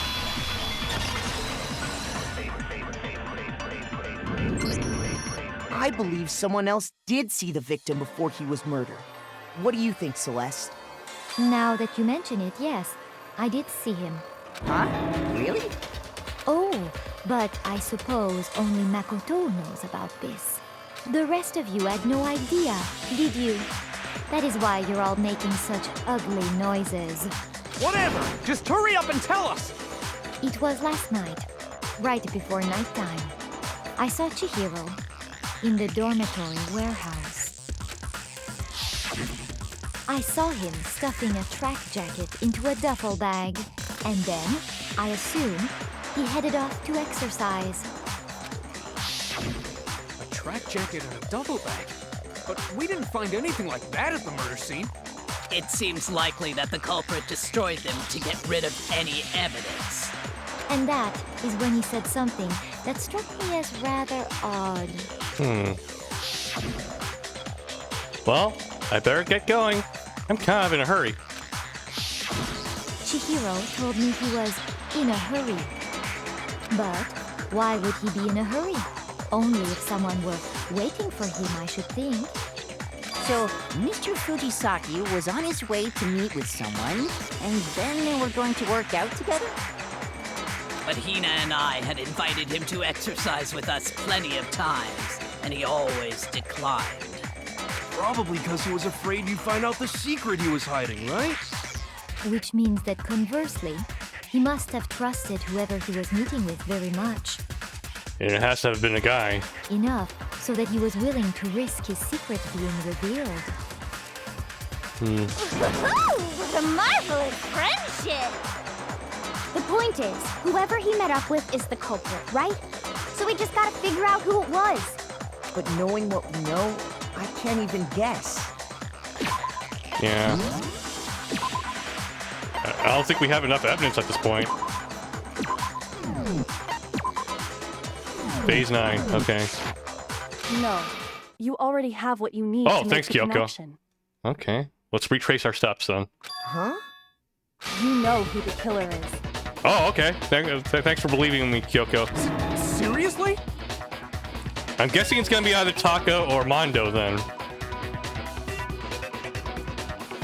They had like... They were relevant at the very beginning of the chapter for no reason.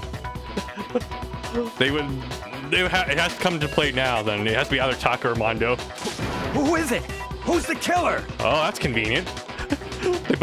It's both Taka and Mondo right now, huh? Think back to the track jacket and duffel bag the killer disposed of. Focus on the details of these items, and it should become obvious who was waiting for him. Are you sure about that? You really think we can figure out who did it based on 2 pieces of evidence that we don't have? Why? You want to track down some fingerprints or something? Even if we had the equipment for that, we wouldn't know how to use it. As was noted, the evidence is already gone. There's nothing to get fingerprints from. Maybe, but we can make certain inferences if we just take the time to talk it out. Easy for you to say, but fine.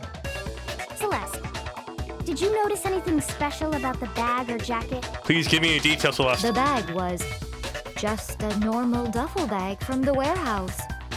All the bags in there are the same, so I can't imagine what would make that one special. Damn it! Well, if I remember right, there was a decent variety of tracksuits to choose from. How come we're only learning these details now? Do you think there might be some connection between the culprit and Chihiro's jacket? Perhaps. Let's explore that and talk a bit more about the jacket he took. Does Chihiro's jacket really hold some clue about the killer? I hope so, because I don't have anything to work with now.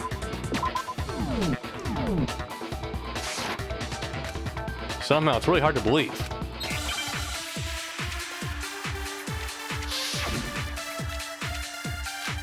Celeste's account.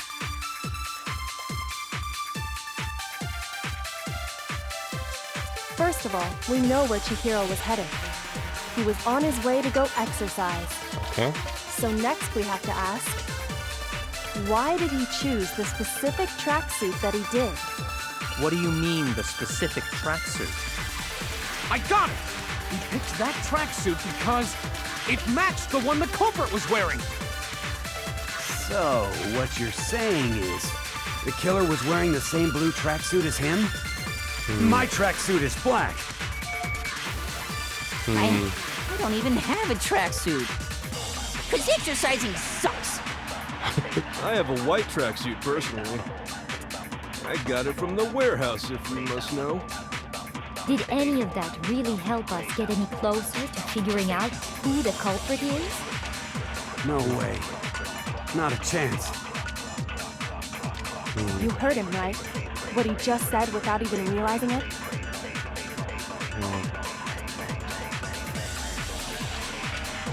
She's right. What he said just now is really odd. How did he know something like that? First of all, we know where Chihiro, he was on his way to go exercise. So next we have to, why did he choose the specific track? What do you mean, the specific? I got it! It matched the one the culprit was wearing. So, what you're saying is, the killer was wearing the same blue tracksuit as him? My tracksuit is black. Oh, fuck, I missed it. don't even have a tracksuit. Because exercising... I have a white tracksuit. I got it from the warehouse. Did any of that really help us get it? No way. Let's try it again. Not a chance. First of all, we know where he was on his way to go. So next we, why did he Mondo choose What do you knows mean, the the color of the specific tracksuit. Got it! Is that the detail? So, what you're saying, the killer was wearing the same blue tracksuit as him? My tracksuit is black. I don't even have a tracksuit. Okay. Focus gauge, concentration, weak spots.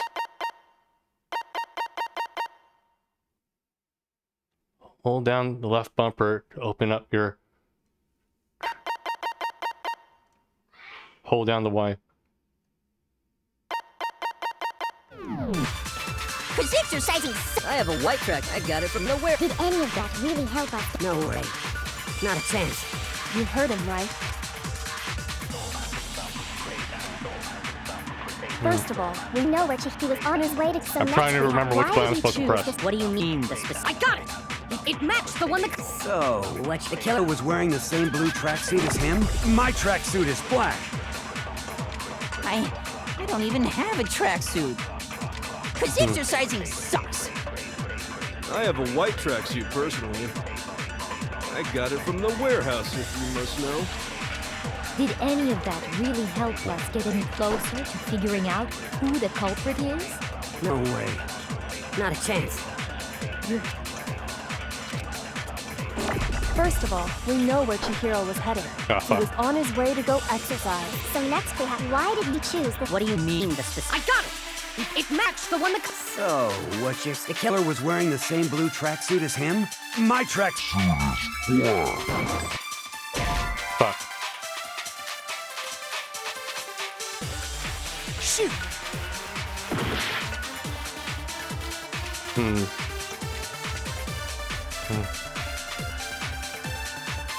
I'm not sure where the logic's supposed to be taking me here. First of all, we know where Chihiro was headed. Okay. He was on his way to go exercise. So next we have to ask, why did he choose the specific tracksuit that he did? What do you mean, the specific tracksuit? I got it! He picked that. It matched the one that culprit. So, what you're saying is the killer was wearing the same blue tracksuit as him? My tracksuit is black. I Oh, don't even have a tracksuit. Cause exercising sucks. I have a white tracksuit personally. I got it from the warehouse, if you must know. Did any of that really help us Get any closer? No way. Not a chance. Fuck. You heard him, right? What he just said without even realizing it? Hold up. Let me reload. I feel like I'm playing this wrong somehow. Low gain. Phase 9.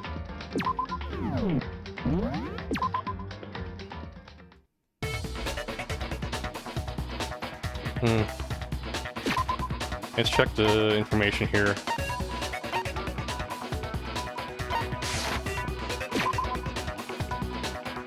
Did we mention that Chihiro's jacket was blue?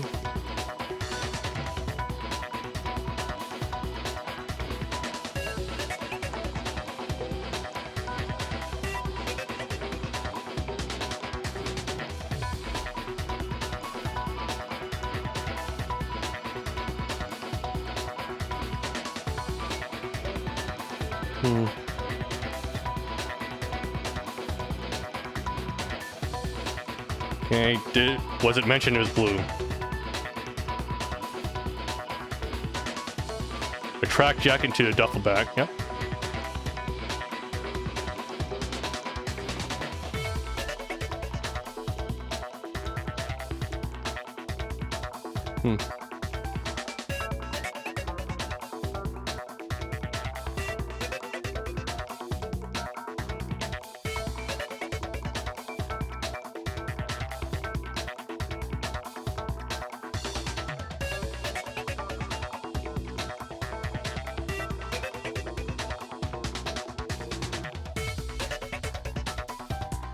I'm just going on to see if we actually mentioned whether or not the track jacket was blue.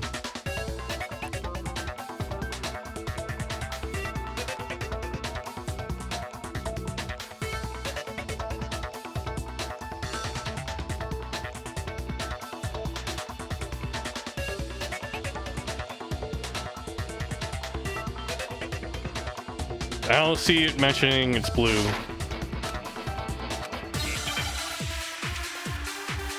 I don't think it was mentioned that Chihiro's jacket was blue. So I think we can use less count against the blue comment.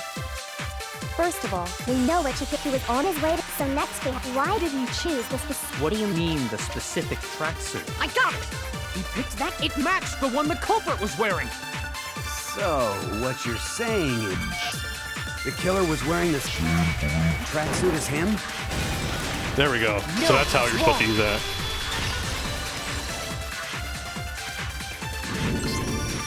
Hold on a second, Mondo. What did you just say? Damn it. That's the thing, like, I'm not sure how the logic plays in. Like, I see the detail from Mondo that I'm supposed to refute, but I'm not sure how to apply it with the mechanics of the game. That's the frustration. That's probably why they give you 12 minutes for this shit, just in case you get it, but you don't quite get how it's supposed to be applied. Yeah. Huh? What'd I say? When Celeste testified a few minutes ago, she said... I saw him stuffing a track jacket into a duffel bag, and then I assumed he had to exercise. She never said anything about the jacket's color. So why did you say Chihiro's blue tracksuit? What are you... You just... Hey, Celeste, what color was Chihiro's tracksuit? As a matter of fact, it was blue. And before we began the trial, did you tell anyone that? The only one I told about any of this was you. Then, Mondo, how did you know what color Chihiro's tracksuit was? Because I just... I'm sure he saw the clothes at some point in the investigation. No, that can't be it. The bag and clothes were surely disposed of by the time we began our investigation. Then the only reason he could have known what color the tracksuit was is if he saw Cherry with it before he died! That's the only possibility! Cherry? What's with his nicknames? Cherry? Are you talking about Chihiro? Chiku. So, how about it? Did you see the tracksuit or didn't you? Just by chance. I just happened to see it last night. And if Mondo discovered Chihiro was a boy, he would have no qualms with killing Chihiro. Well, I don't know. We still need more of a motivation for Mondo to kill Chihiro. He walked past me, and he was carrying the tracksuit in his hands. No, that can't be it either. According to Celeste's testimony, she stuffed the jacket into the bag in a hurry. It was almost like she was trying to hide it. And just like that, she was gone. When Celeste noticed it, Chihiro made a point of making sure the jacket was completely in the bag. If you just ran into him briefly, you couldn't possibly have seen what color the tracksuit was. Yeah. Well, it could have fallen back out somehow. It would appear you've dug your own grave.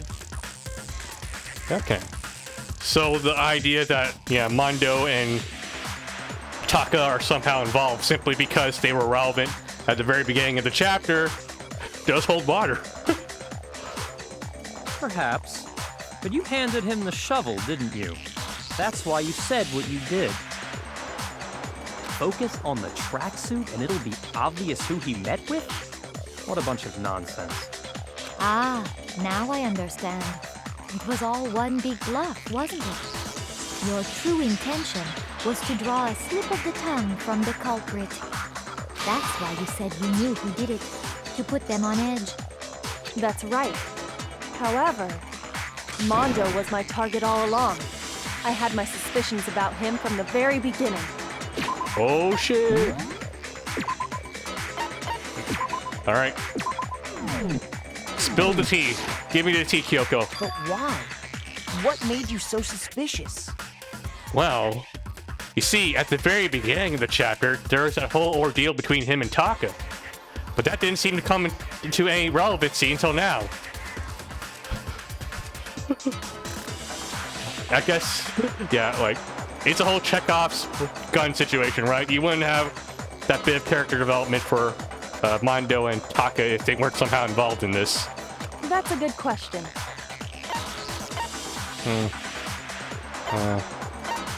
The way he was acting? No? There was a certain turning point that ticked me off. Maybe you didn't notice it, Mondo, but you tend to refer to men and women differently. You only call guys dude. For girls, it's chick. Oh, so I guess in Japanese this was Kun and John.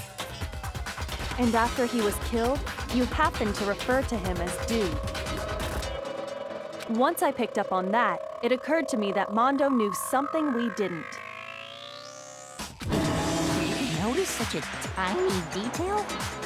Are you a witch? She's a witch! You're positively frightful!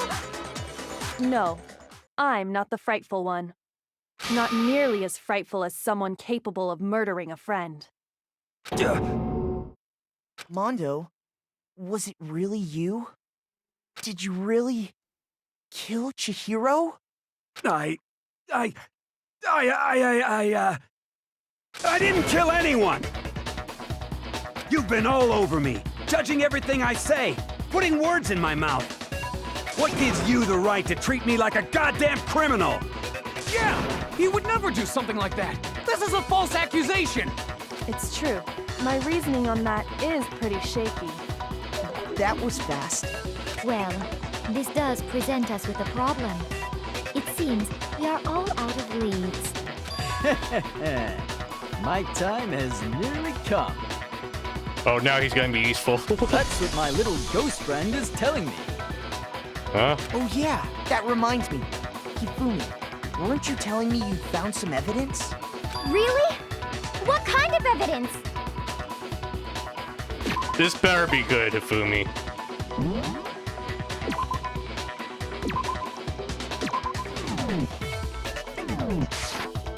Actually, you know, now that I'm thinking about it here calmly, it might not be all that relevant. Ah, come on, just spit it out.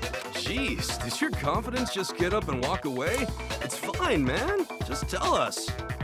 If you really insist, then... Here it is. What do you have there? It happens to be an e-handbook. I found it laying on the ground, so I scooped it up.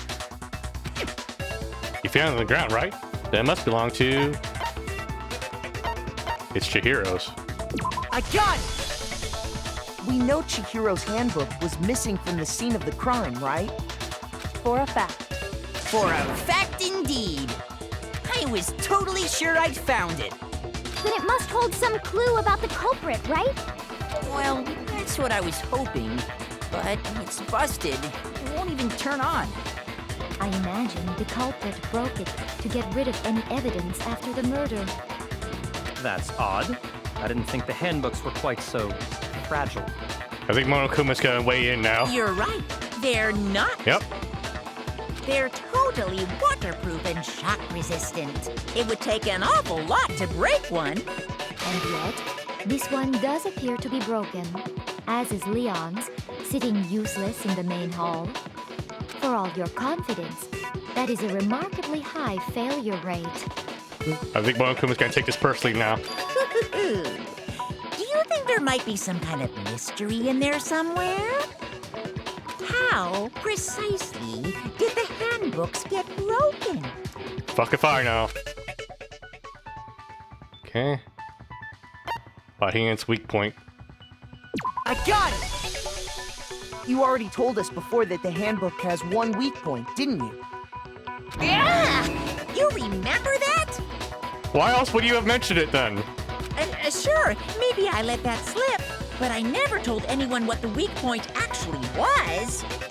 But if the handbook is supposed to never break, and two of them broke in quick succession, then we can only assume that someone's figured out its weakness.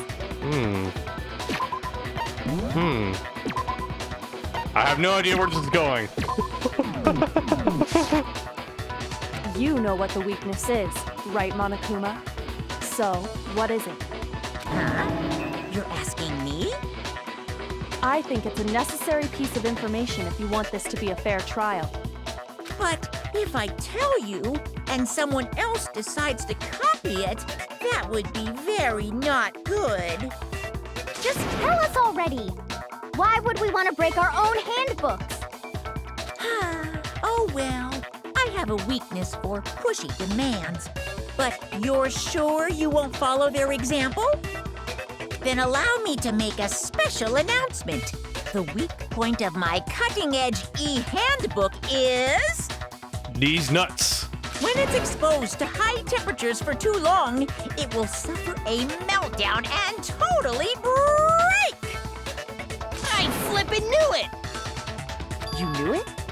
Yeah, because I found the handbook laying on the floor of the sauna. The temperature in the sauna can reach over 200 degrees. Strange how you don't get burnt, huh? And the only two people who have known about that would be... It's because as your sweat evaporates, it creates a cooling layer of air around your skin. What is it, science class now?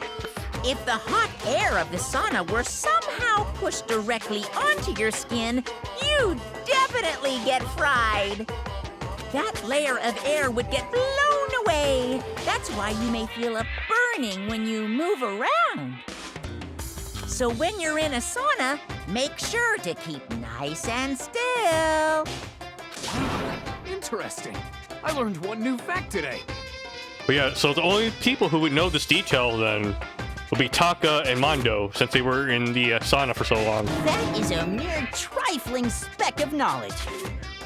Anyway, if you found the victim's handbook in the sauna, then the killer must have been purposely trying to raise its temperature in order to break it. Meaning the culprit somehow knew its weakness. But how'd they find out? Monokuma said he didn't tell anyone, right? Indeed. Quite the mystery. What if they found out by accident? What do you mean by accident? What if the killer took their own handbook into the sauna, not knowing its weakness, and it broke? They'd realize it was broken, of course, and it wouldn't be hard to figure out why. And once they had Chihiro's handbook, they knew they had an easy way to dispose of it. I won't say it's not possible, but who would have done something like that? I don't know of anyone who took their handbook into the sauna. I might know someone who did. Whoa! Seriously? I think the one who may have taken their handbook into the sauna was... There are two people, though.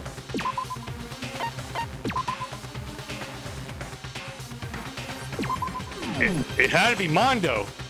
Mondo was the only one wearing all his clothes.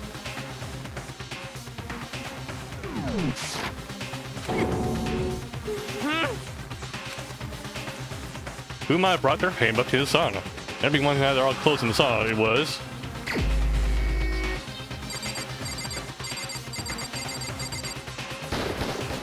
Here's my answer.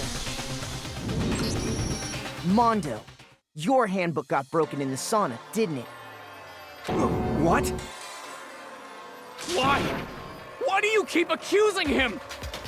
Mondo and Taka had an endurance contest in the sauna not too long ago, remember?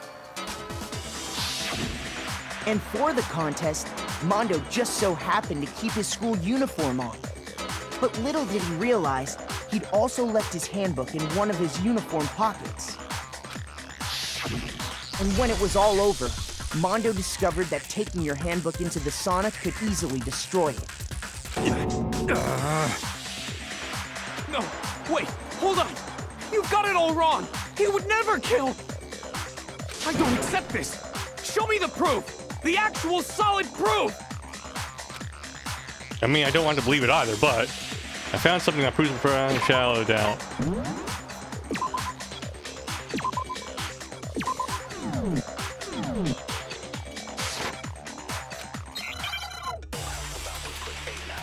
Okay. Okay, another argument here. Oh shit. Let's test Makoto's assertion. If what he says is correct, then Mondo, you broke your own handbook.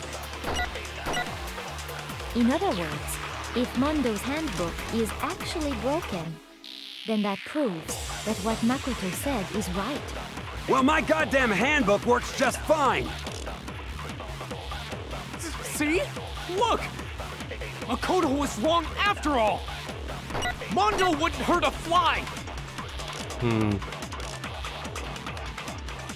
I'm sure Magano's handbook broke during the sauna. I could just prove that. And I would be able to show the handbook Mondo has might actually be. Let's test Makoto's assertion. Oh, I'm piecing together now. Mondo is using Leon's handbook now. If what he says is correct, then Mondo, you broke your own handbook. In other words, if Mondo's handbook is, then that proves that what Makoto said. Well, my God! No, that's wrong. I see. He swapped handbooks with Leon since his broke. Mondo, the handbook you have right now, is it really yours? The fuck is that supposed to mean?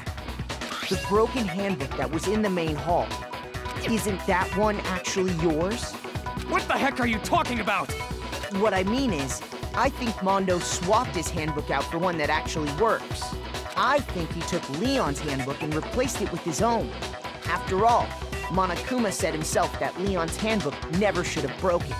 That's right! The punishment it suffered wasn't nearly enough to destroy it. So then, the broken handbook in the main hall is actually Mondo's. Which would mean that the handbook Mondo has right now is actually Leon's, yes?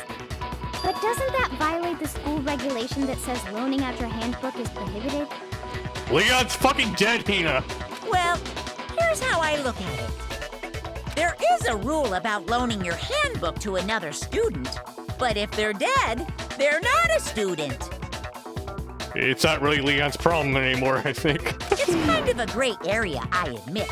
But no worries. If anything, it just makes things more interesting.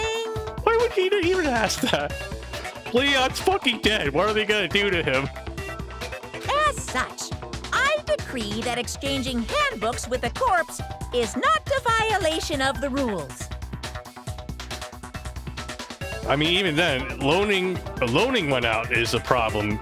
Receiving one isn't, right? So you can still retain the rule. It'd just be Leon who's in trouble, and Leon's fucking dead. There's nothing else to do. Well, Mondo, if I'm wrong about this, you're welcome to say so.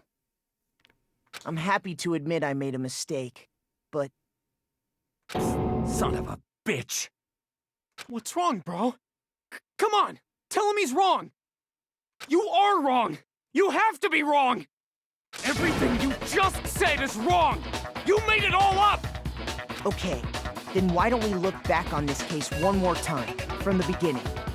Oh, are we gonna do the manga thing? That way, everything will become clear, and we'll all see if I was right or wrong. Okay, we're gonna do the manga thing, right? Yeah.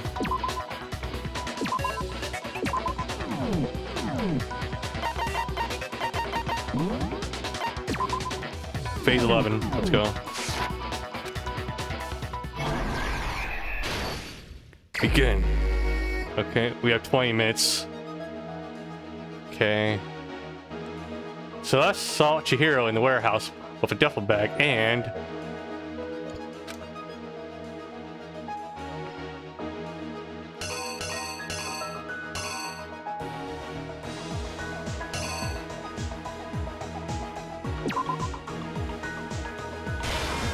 Okay, notice that. There's something everyone has to, that you need to get to the locker room.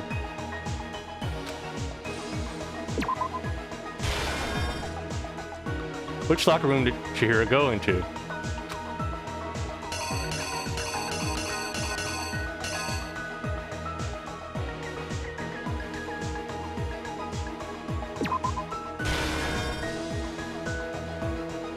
Wait.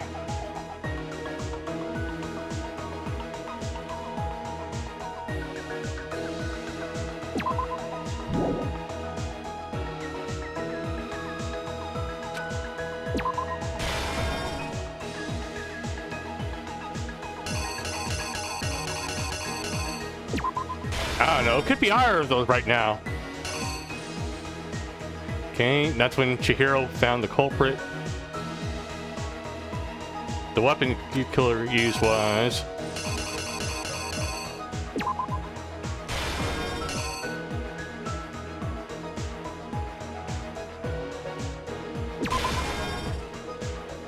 right here.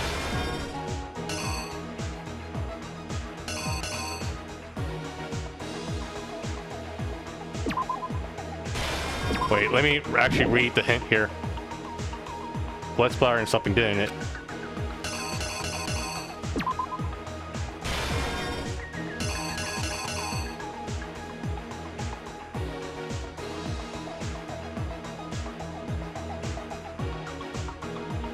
disguise room switch around the carpet, as well as something else. Which locker room did the killer move to? The killer took something from Lara and switched it to the scene of the crime.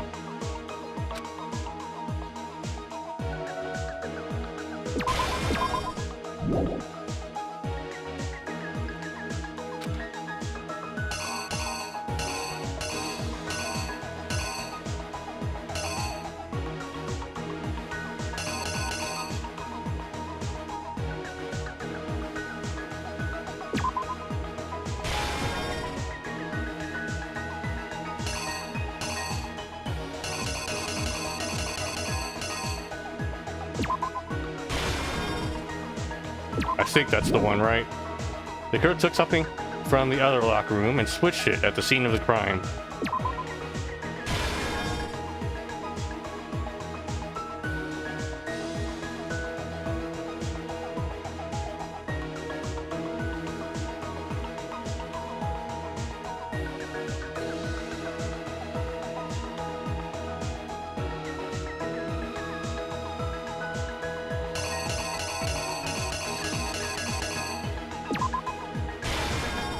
Then Peculiar found the body and tied them up. Wait, hold up. What's the hint here? Okay, Peculiar took something to the murder scene.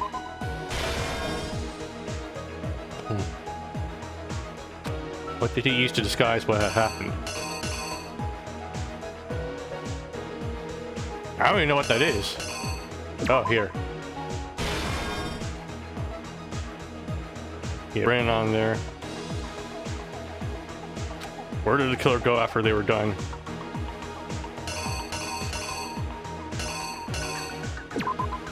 Sauna.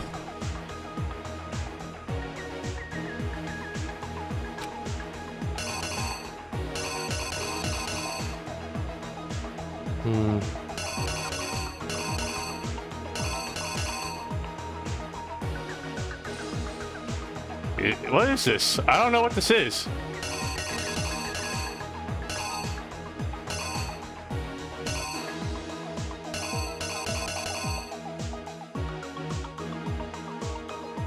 I'm guessing it's the handbook, but after it was damaged.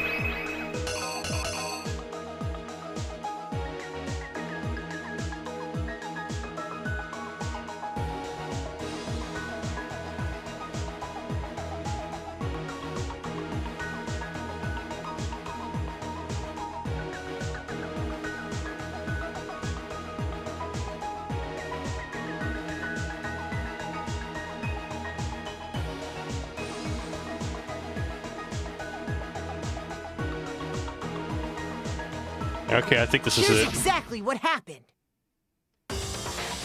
First, let's take a look back to before the incident.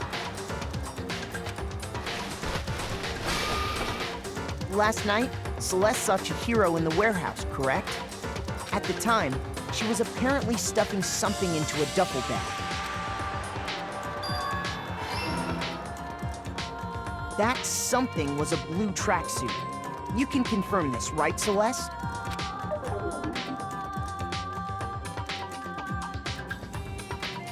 With bag in hand, Chihiro headed out, even though it was officially nighttime. She made her way to the locker room, specifically the boys' locker room. But how could the victim, who was apparently a girl, access the boys' locker room? Simple, because she was really a he, which is why he was able to use his own e-handbook to gain entrance to the boys' locker room. Once inside, he met with someone there. And the person he met was the one who killed him.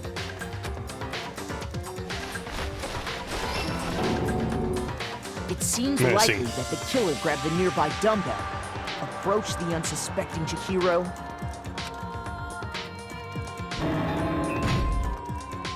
and attacked him.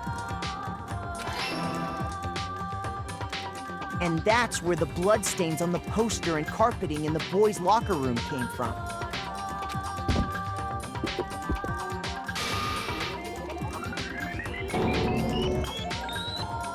It was likely in the heat of the moment. The body was arranged, but the murder itself felt unplanned.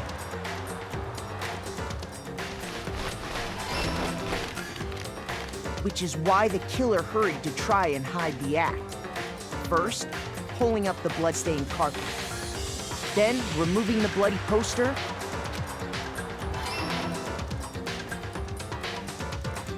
And finally carrying the corpse into the girls' locker room. A girl's handbook was necessary to get into the locker room, of course. But this alone doesn't prove that the killer was necessarily a girl. After all, Sayaka and Junko's handbooks had been placed in the main hall. Using one of those, a boy could get into the girls' locker room without much problem. And that's exactly how the killer did it. With the carpet and the poster they brought with them, they got to work.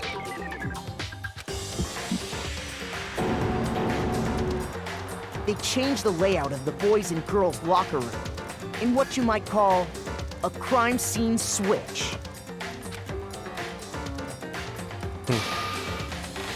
That could have been the end of things, but no.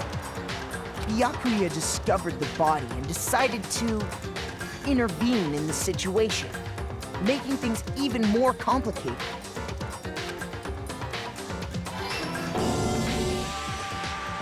So, after stumbling on the crime scene, he went and grabbed the extension cord from the library, and then he got to work.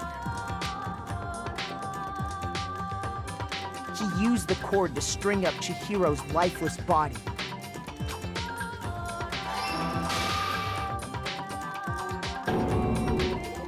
Then, using the victim's own blood, he left a grisly message there at the scene of the crime. He wanted to create the illusion that Genocide Jack was responsible for the slaughter.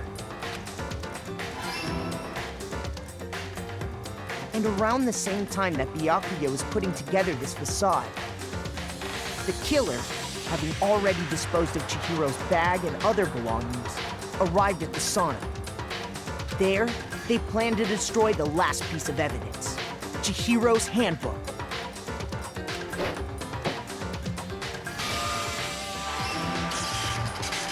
And just as the killer expected, the steamy sauna was enough to ruin the electronic gadget.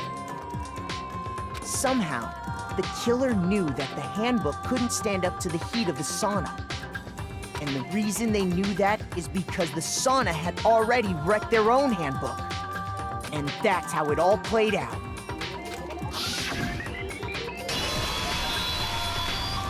Isn't that right, Mondo Arata?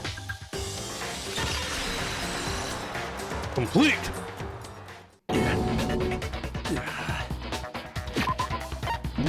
Okay, we just got through that. Still on phase 11, huh? Wait! No! This can't be right! Where's your evidence? Yeah! Where's your evidence? You need evidence! You need proof! Without any proof, you can't pin any of this on him! And it's Mondo's killer. That already revealed itself early in the trial. If I could somehow show where Mondo's handbook is right now. Once I do that, everything will become clear. Okay, another bullet. Keep changing the rules. Fever time and nega time. During a bullet time battle, if you press the right bumper, fever time will activate, and the tempo will be forced to its max. At this point, even if you push buttons around, you won't miss.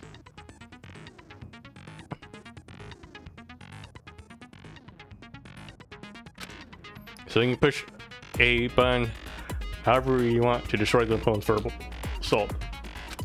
But this only lasts until your focus gauge runs out, so make the best possible use of your time.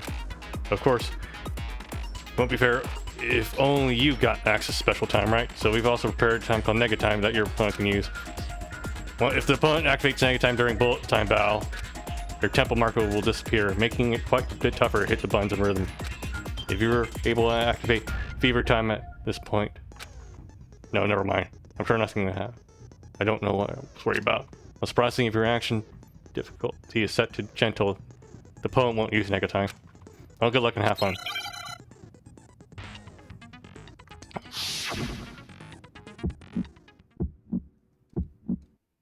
Show me some evidence. You're wrong. I won't listen.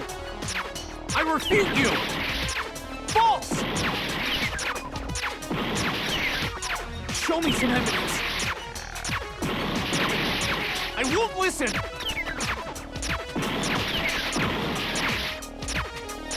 I refuse to vote. Show me some evidence. Wait, how? What were the controls again?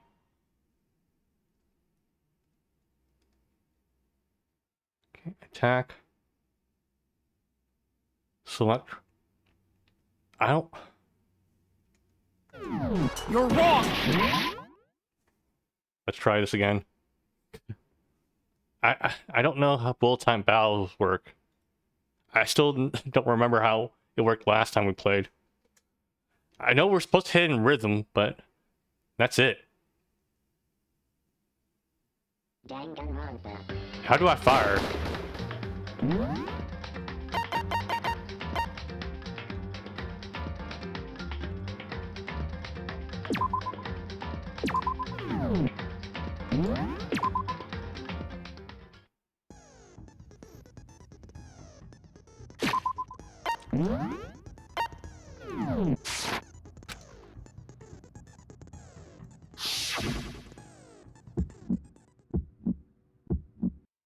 Show me some evidence. You're wrong. I won't listen. I refute you. False. Show me some evidence. I won't listen.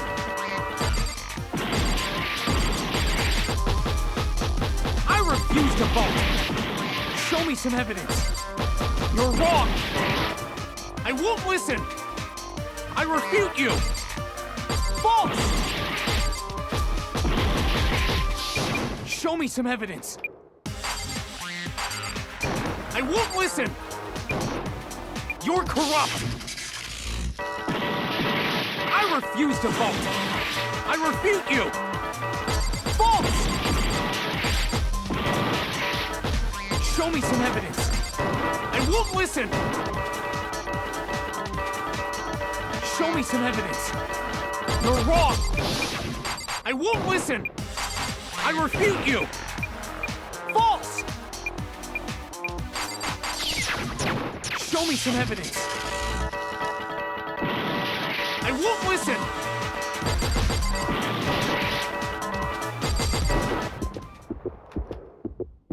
Show me some evidence. This should prove it. Break. If my thinking so far is right, Mondo must have replaced his broken handbook with Leon's. In which case, we can just check each of our handbooks right now. Once we do that, we'll... We don't gotta do that. Huh? Yeah. I did it. I killed him.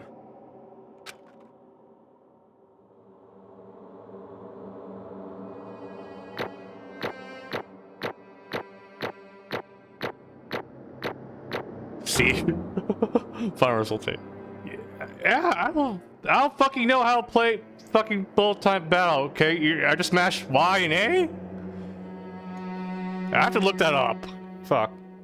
I don't think the game does a good enough job explaining how it works. Oh, we still got A rank.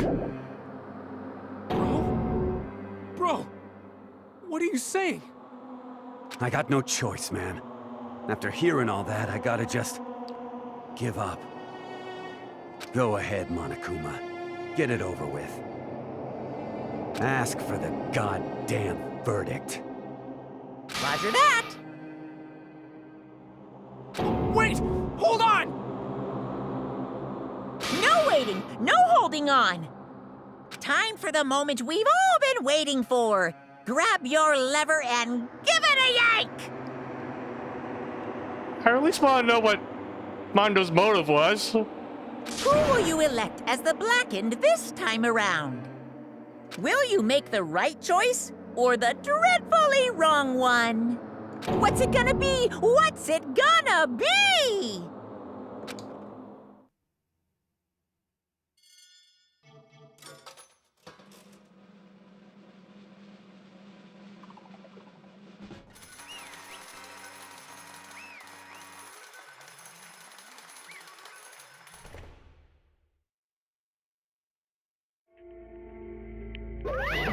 What?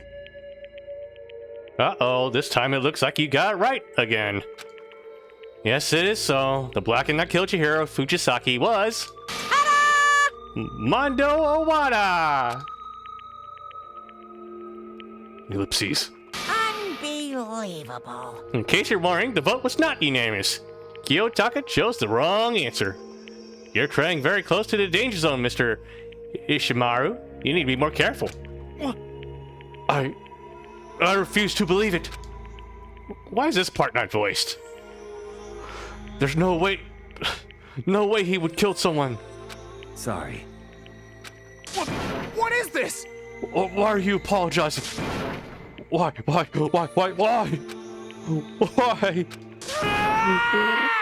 Why did you do it? Now then. Well, it looks like Mondo's taking a vow of silence, so allow me to explain on his behalf. Actually... The story of the murder this time is the sad story of two men. Ha! Oh, but for anyone who doesn't really want to hear it, you can hit the B button to fast forward the text. Fourth wall breaking motherfucker. Anyway, there was once a young boy, and his name was Chihiro Fujisaki. He had an extreme inferiority complex regarding his own lack of strength. You're so weak, even though you're a boy. He'd heard things like that as long as he could remember, and he couldn't overcome his weakness. On the contrary, he tried to hide and buried himself further and further into that weakness, to take on the fragile form of a petite young girl. He had chosen that as his way out. Now nobody will be able to say anything about even though you're a boy. But no matter how tightly he wrapped himself up in that shell, the inferiority complex had already taken deep root inside of him, and it was not so easily weeded out. As it turned out, the shell was completely empty. The complex didn't disappear. Instead, it only grew stronger and stronger. I'm weak. Weak.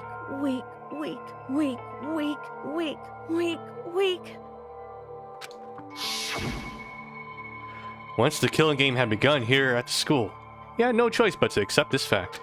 After all, this world is survival of the fittest. If you're not strong, you don't survive. And then the lovely and hateful Monokuma announced the revealing of the embarrassing secrets. Which of course included Chihiro's embarrassing secret, which I was more than willing to divulge. Even though he dresses like a girl, Chihiro is actually a boy. Hey, And that was something Chihiro couldn't let anyone find out, no matter the cost. If that was revealed, it would be the end. The hardest shell would crack, the armor would fall away. Without doubt, those around him would torture him more than ever before. Everyone figured being thrust into such a dilemma must have sent him spiraling into despair. What? And yet...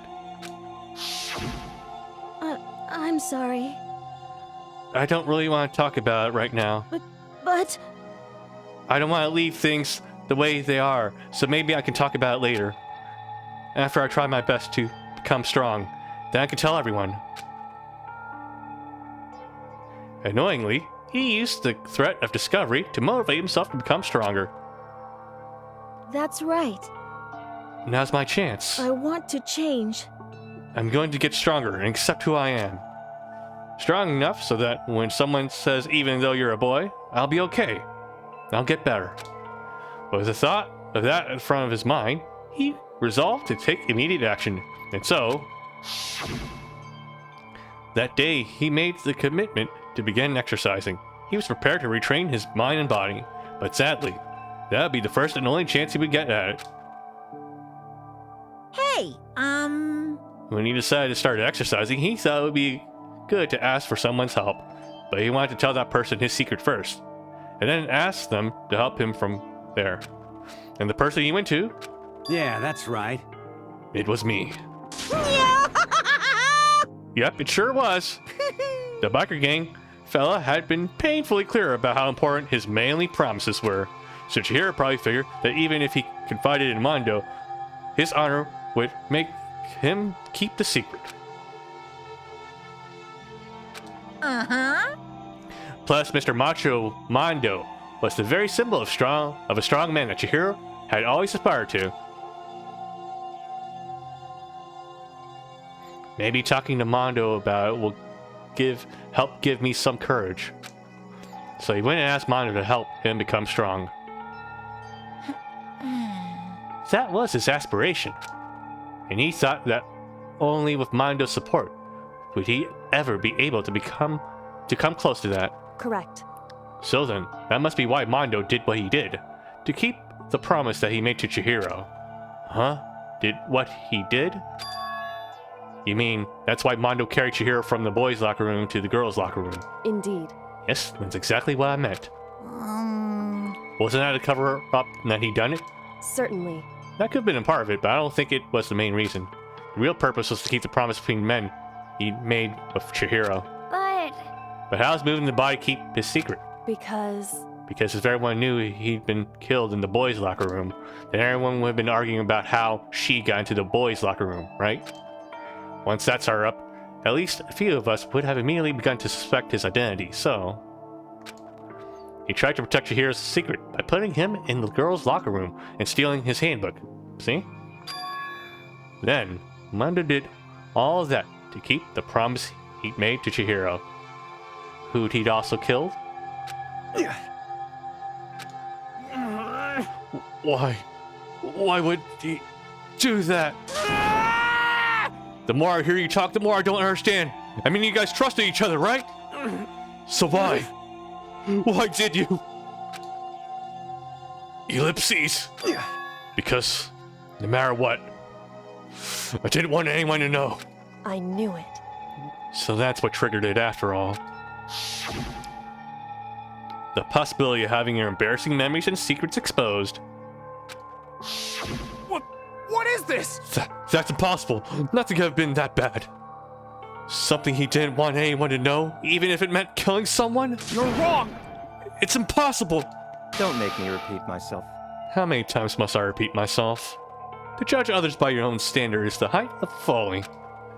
Even if you can't comprehend it, he obviously can. That's all there is to it. Well, while we're on the subject, why don't I tell you? The embarrassing memory. That secret he didn't want anyone to know. Hey, You know what Mondo did? He killed his brother, didn't he? Called it! He killed his own brother. Classic. Good. Mondo, the ultimate biker gang leader, makes all the hoodlums and riffraffs across the country tremble. But the only reason he had a chance to join a gang in the first place is because of a certain someone. Mondo's older brother's name was Daya Owada. And for anyone who's like watching this right now wondering, we did spend time with Mondo, and he did mention his brother. And I think he did mention his brother passed away. That's how I guessed that. Mondo had nothing but respect for him. It was because of Daya that Mondo ever got a motorcycle. Mondo's brother was his only family growing up. He was the only one Mondo could trust or respect. He wanted to measure up to his big brother, so he imitated him in everything he did. Mondo was the epitome of the starry-eyed kid brother.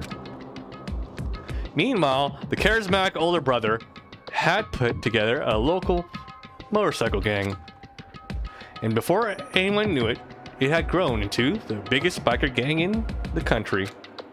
Daya, the older brother, number one in the gang, and his number two, his younger brother Mondo. In the beginning, everything was peaches and gravy.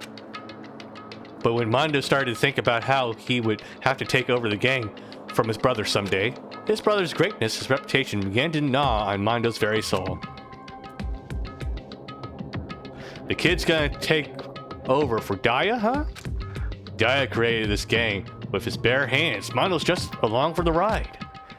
Can someone like that really be our leader? All they'll do is make the gang look bad.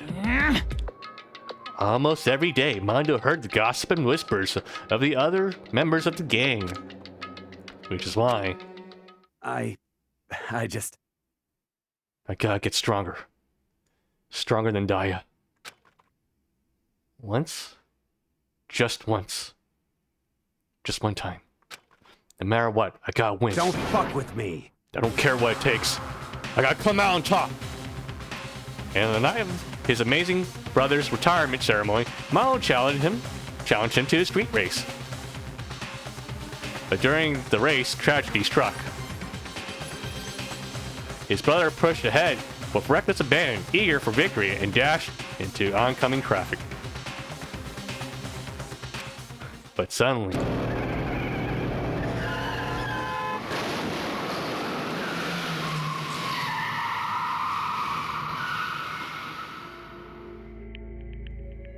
laying in his brother's arms, the older brother delivered his final words. My bad, kid. I fucked up. Go mean aside. Of course he knew it was his brother's fault, but Daya never blamed him for what happened. Hey, kid. The rest is up to you. No matter what, you gotta keep the gang together. Because it's the team you and me put together. It's a promise between men. He decided to hide the truth of what happened from everyone else in the gang in order to keep the gang together and keep the promise to his brother. He could never admit to anyone that it was his own weakness that caused the accident. And as a result, the team was made even stronger under the banter of the kid who'd bested his big brother. Daya was gonna lose to his kid brother, so he got stupid and got himself killed. That became the explanation for what happened. Mondo's lie became the truth. He wanted to lead the team so bad he was willing to tell all kinds of lies about his brother. I'm strong. Strong. And yet, as soon as our killing game began, he realized no matter how tough he pretended to be, he was just another weakling that could die in an instant. And then the hateful Monokuma announced the revealing of the embarrassing secrets. At that point, it was clear I would have no problem shedding light on his secret. Mondo killed his own brother. No matter what, I couldn't let the other gang members find out. If that happened, everything would have been ruined. Everything me and my brother had worked to create would have been destroyed. His death and all the guilt I've been carrying around, it would have been for nothing. So that's why. Orwa! Mondo. After I saw what Monokuma had on me, my head filled up with all kind of fuzzy uneasiness. It just started swirling around. I never felt anything like it before. I didn't know what to do about it. I wasn't sure what to think or say. But after a while, that fuzzy uneasiness, turned itself into a rock-hard lump of anxiety.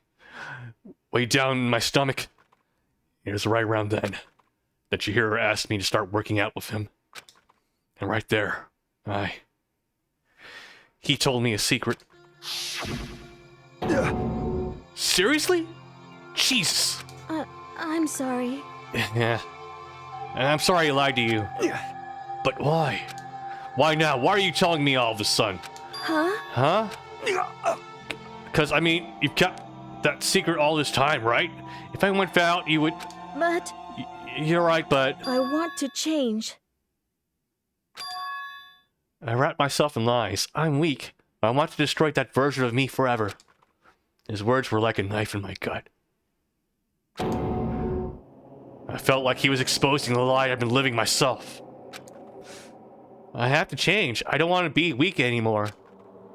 You're so strong, it can't hurt you, right? Well, every secret Monokuma might tell us. Ellipses. You piece of... So what? You're saying I should just say it? What? What? You're saying I really am, I should be able to tell everyone my secret? Huh? Huh? I was jealous. I was jealous of Chihiro's strength. He had the strength to face his own weakness, to try to overcome it. It was the kind of strength I've never had. I was so jealous of him. And that jealousy broke me. What? Are you making fun of me? I'm strong. Are you fucking with me right now? No! I'm not making fun of you. You really are strong, Mondo. I felt like I could hear something starting to creak. Something inside my head. What did he want me to do? What was I supposed to do? Was I supposed to just sit back and let my secret get revealed and ruin everything? What's wrong? Damn you! Why did you have to tell me that? Are you trying to rub my failure in my face? I just wanted to... No, I just really admire you. I admire your strength. Yeah, that's right. That's right. I am strong. Strong. I'm strong. Strong. Stronger than you. You son of a bitch! It's stronger than Daya. I don't remember anything after that. When I woke up again, he was laying at my feet, covered in blood. I had the dumbbell in my hand, and I was just staring at him, down on the ground. Hey! I killed him. I need to use the bathroom. I'm sorry, I'll be right back.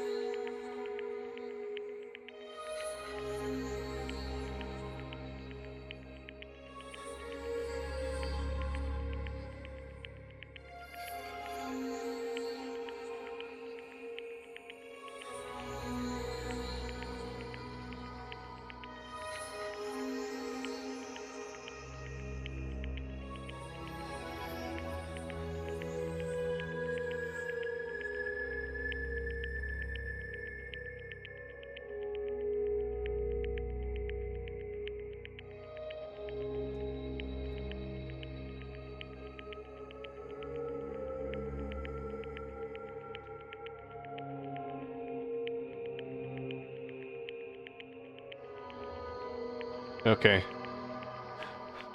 I feel bad for anyone who's like browsing Twitch right now and sees this as a thumbnail. Spoiler alert. Oops. Okay. I killed Chihiro. Even after all this time, I'm still just as weak as I've always been. And thanks to that, I did something I can never take back. Mondo. He was normally so aggressive, so angry. He hid that weak side away from everyone. That was his secret. A weakness like that lived in a heart like his, and it turned him cold-blooded. God damn it! Look at him! You see? You're all just like him. For a secret from the past.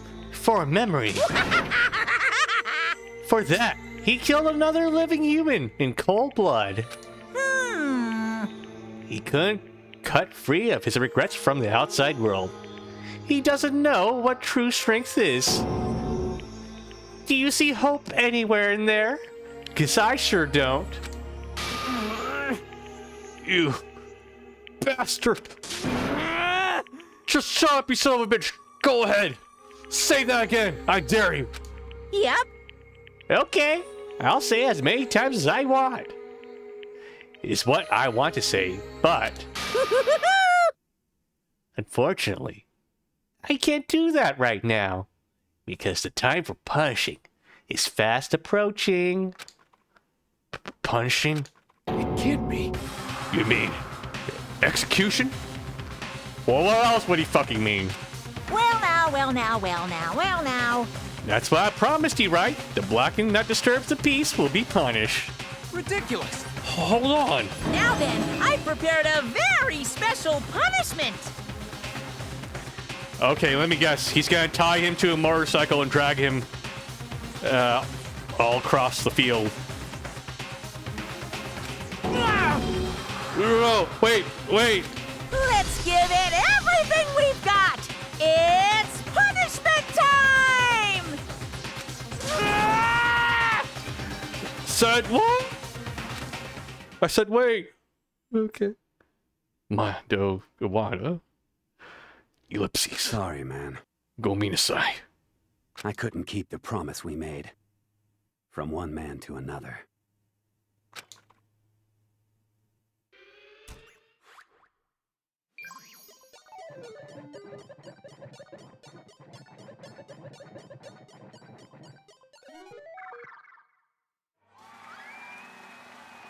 Gotta be very quiet. The volume isn't normalized.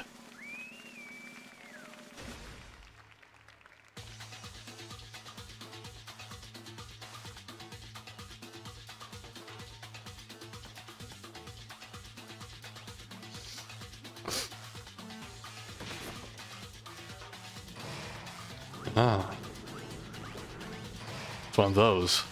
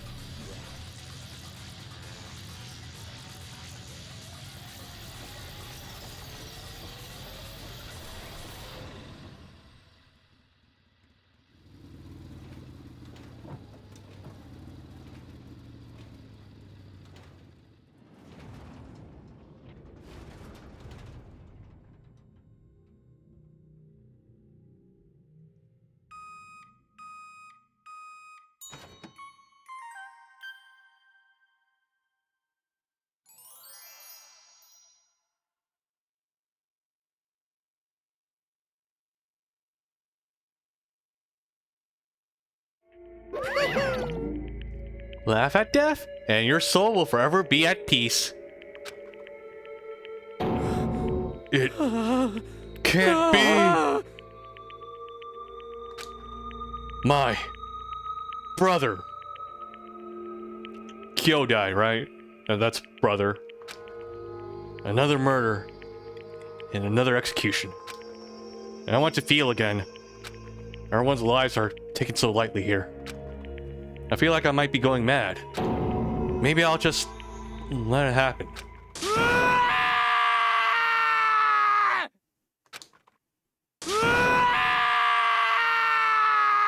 I feel like Taka's gonna do something very stupid now. He might get himself killed. He's gonna try to go after Monokuma, isn't he? As Taka's sad screams invaded our skulls, we were each forced to realize once again. But he, of course, he had to. What a disappointment. This is the end of the game? Byakuya? What is this? You're completely insane. You know that? A game? One of our friends is dead. Do you realize that? Naturally. Of course I do. Because this game is life or death. Hey, I don't have anything to say to you. I don't have a response except that. however, I just don't understand why. Why did you go out of your way to disguise Mondo's crime? What? Why? Isn't it obvious? Because it made things more interesting. He really is one of those types, isn't he? His voice was calm, emotionless, like the voice of death. It chilled me to the bone. Last night when the murder took place, I was in the library as usual. Honestly. So you ignored the nighttime rule too. That rule never mattered to me. I don't recall agreeing to it. There is nothing to be done. Well, I don't particularly care. Please continue. The night grew late and I decided to return to my room, which is when I stumbled upon him. I spot Mondo coming out of the girls' locker room. After he'd gone, I looked inside and saw the corpse. What? You mean you actually witnessed the murder? He was such a fool. He didn't have the slightest idea that I'd seen him. Well, So you're saying you knew who the culprit was from the very beginning? That's right. Indeed. But if that had been the end of it, how boring would that have been? I mean, what a waste of time to have the answer revealed right at the very beginning. Which is why I decided to lend a little helping hand. I thought it would liven things up. You did all that to liven things up? I see. So after hearing about Genocide Jack from Toko, you decided to use that to create fake murders? The fake murder scene? But damn, man, if we hadn't figured out who really done it, you would have been dead too, right? Well, obviously I would have revealed the truth before it reached that point. Of course. Byakuya turned and looked me in the eye. I feel his sharp eyes piercing into me. Oh, wait. So would it be possible for us to like fuck everything up and then have Byakuya just step in at the very end? I could feel his eyes piercing me. Thanks to a certain remarkable someone, it never did. And I was able to form an interesting experiment. Interesting. Once I do decide to become blackened, I now know who I'll have to watch out for. Correct. So now is your reason. Are you satisfied? Indeed. Yes, we're done listening to your story. Moving on. Hey, There's something I'd like to ask Monokuma. What's this? Oh, I'm up next? You like to perform these elaborate executions each time, correct? My question is, why? Do you like them? But you know, this punishment, this despair, it's not just for you. All this punishment, all this despair is my gift to mankind itself. what? You're over-exaggerating. I am not over-exaggerating. These punishments are meant to transform all hope to despair. Damn. What do you mean? Huh? Mean? Mean? Mean? What the heck? Mean. Damn it! Good grief, I don't understand why you have to pick apart every little stupid thing. Whatever. It doesn't matter. In the end, I'm going to stand alone as the victor. And then everything will be revealed to me. Ooh, how exciting! The noble son of a noble family. Surely you understand me. Boo-hoo. I think this is the start of a terrifying friendship. That's enough. Shut up. I would never stoop to the level of a childish criminal like you. Let me just say this. After I've achieved complete victory, you're up next. I'm going to find you and kill you. Understand? In the name of my family. In the name of the Togami family, for which victory is a foregone conclusion. You're getting all riled up. Ooh, so cool. It's like you're the main character of a video game or something. No trash mob for you. I swear, whatever it takes, I will kill you. Temper. Sounds like someone needs a nap.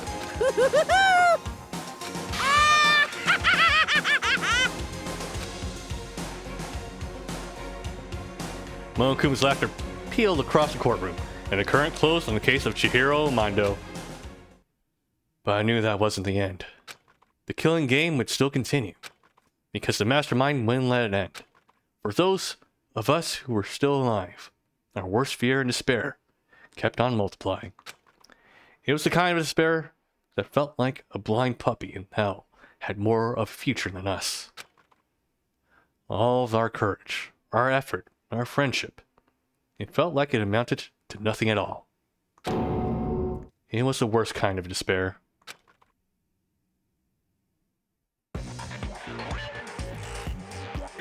Well, anyway, like I was saying, this is a pretty good spot. Yeah, a really good spot. Anyway, isn't it amazing how that girl went and killed someone before things even had a chance to get boring? Once things really get moving, it'll be like a roller coaster. There won't be any stopping it. Fear and despair charge forward at a speed nothing can hope to match. But I must admit, I'm disappointed. I went to all the pain and effort of making you part of the group, and you couldn't play your part. You do remember you were supposed to make the first move, right? Well, no biggie. Nothing we can do about it now, so just do your best to make things more exciting from now on, okay? After all, that's what everyone wants to see. So, we have a mole. Huh. There's one thing I'd like to ask you. As long as you don't want to know my measurements, fire away! Who is it? The 16th high school student, I mean. Ooh. My, you really took me by surprise there. I know I said you could ask anything, but... super denied, ultra denied, demonic denied! Because you see, that's my ace in the hole. And nobody'd be dumb enough to reveal that, right? No matter how close they were to their friends.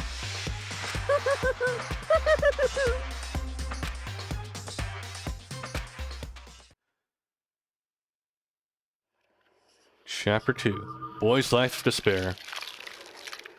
The end.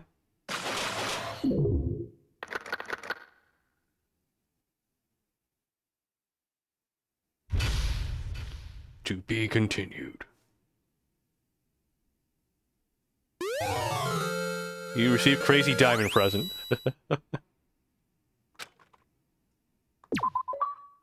Okay.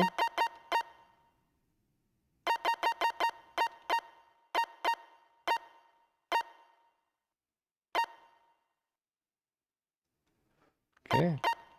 I guess I'll do a new save. Nah, there's no point. I want to see, like, saves from different... Yeah, I want at least, like, one save from Chapter 2. I don't know. It's just a thing I like, having different saves across the progress of the game. Ellipses. Yeah, sniff. Sniff, sniff. Hello. I know I shouldn't cry. Oh, wait, she's underage. Never mind. Forgot I said anything. I know I shouldn't cry. But... I've had enough. I can't take it anymore. Getting out of here anytime soon. It's impossible. I can't let myself think about how much I want to get out of here. If I keep thinking like that, I might decide to. I feel like it's a red herring, trying to make us think Hina might be up to something. Donuts? God damn it. I need to eat some donuts. That'll cheer me up. Glazed donuts, twisty donuts, jelly donuts, cream-filled donuts, donut holes, malasadas.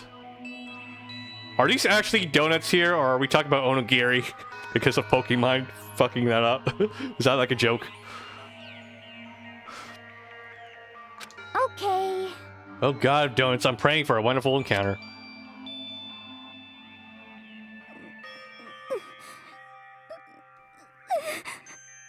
I'm sorry. Please forgive me for breaking the nighttime rule. But right now, For me, delicious donuts are absolutely necessary. Oh man, I have a feeling Hina's gonna die now.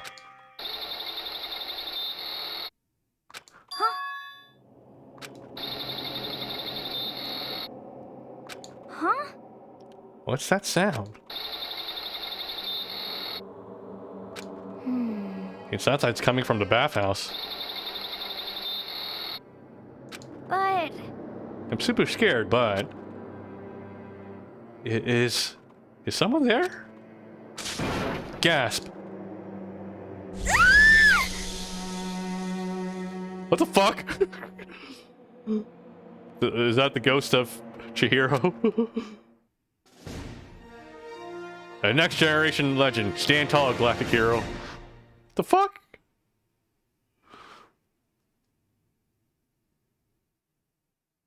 The morning after the conclusion of the second class trial.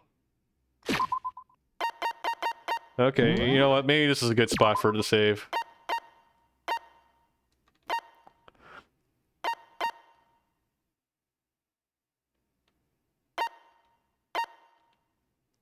Yeah, we'll save over here, I think. Chapter 3, morning. Yeah, I think this is a good spot to call it for today. We'll just have to remember what happened. So, Hina found... I don't know, some remnant of Chihiro.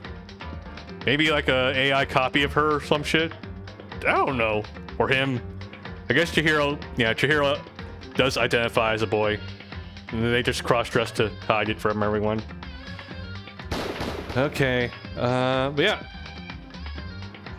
Interesting case we had this time around. Yeah, I like the story about strengths and weakness between Chihiro and Mondo.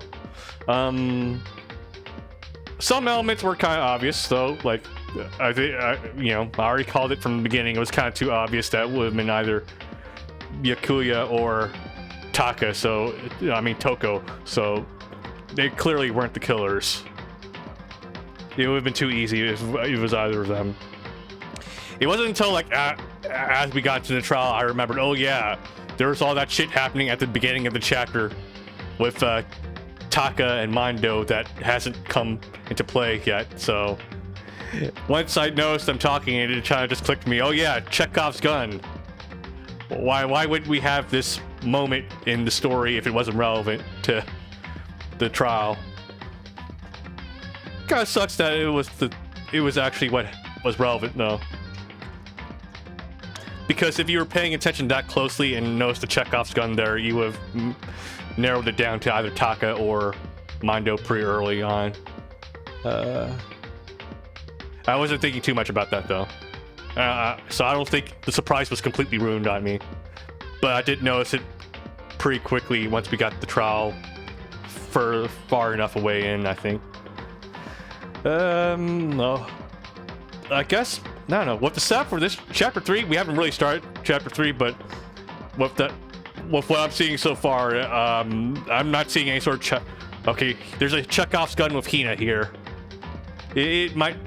I don't think it might play out the way I think it would, though, so it's not a big deal. Well, we have to see more of chapter 3, but we'll do that next time.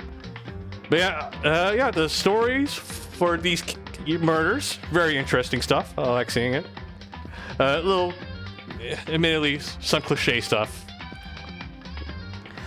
Having spent time with Mondo, we were able to call it immediately what his secret was when we were actually asked. Oh yeah, he probably killed his brother, didn't he? That's the only reason he would murder Chihiro. And we called Chihiro actually being a boy early on when we pieced together the clues ourselves during the investigation. Fucking Hero threw us off thinking he might actually have something useful to add. Alright, yeah, we will continue next time. I'm very intrigued by the game and hope to finish it eventually.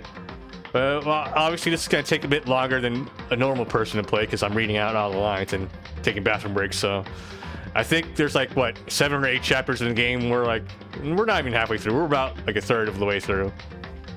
But we'll see. We'll get through it, and I'll try to play some other games in between also to keep things interesting. Yeah, for anyone who's watching, thank you for watching. I really appreciate it. Thank you, Zebrahead COF, for stopping by, participating in chat, and I'll see you all next time. Good night, everyone. Bye-bye.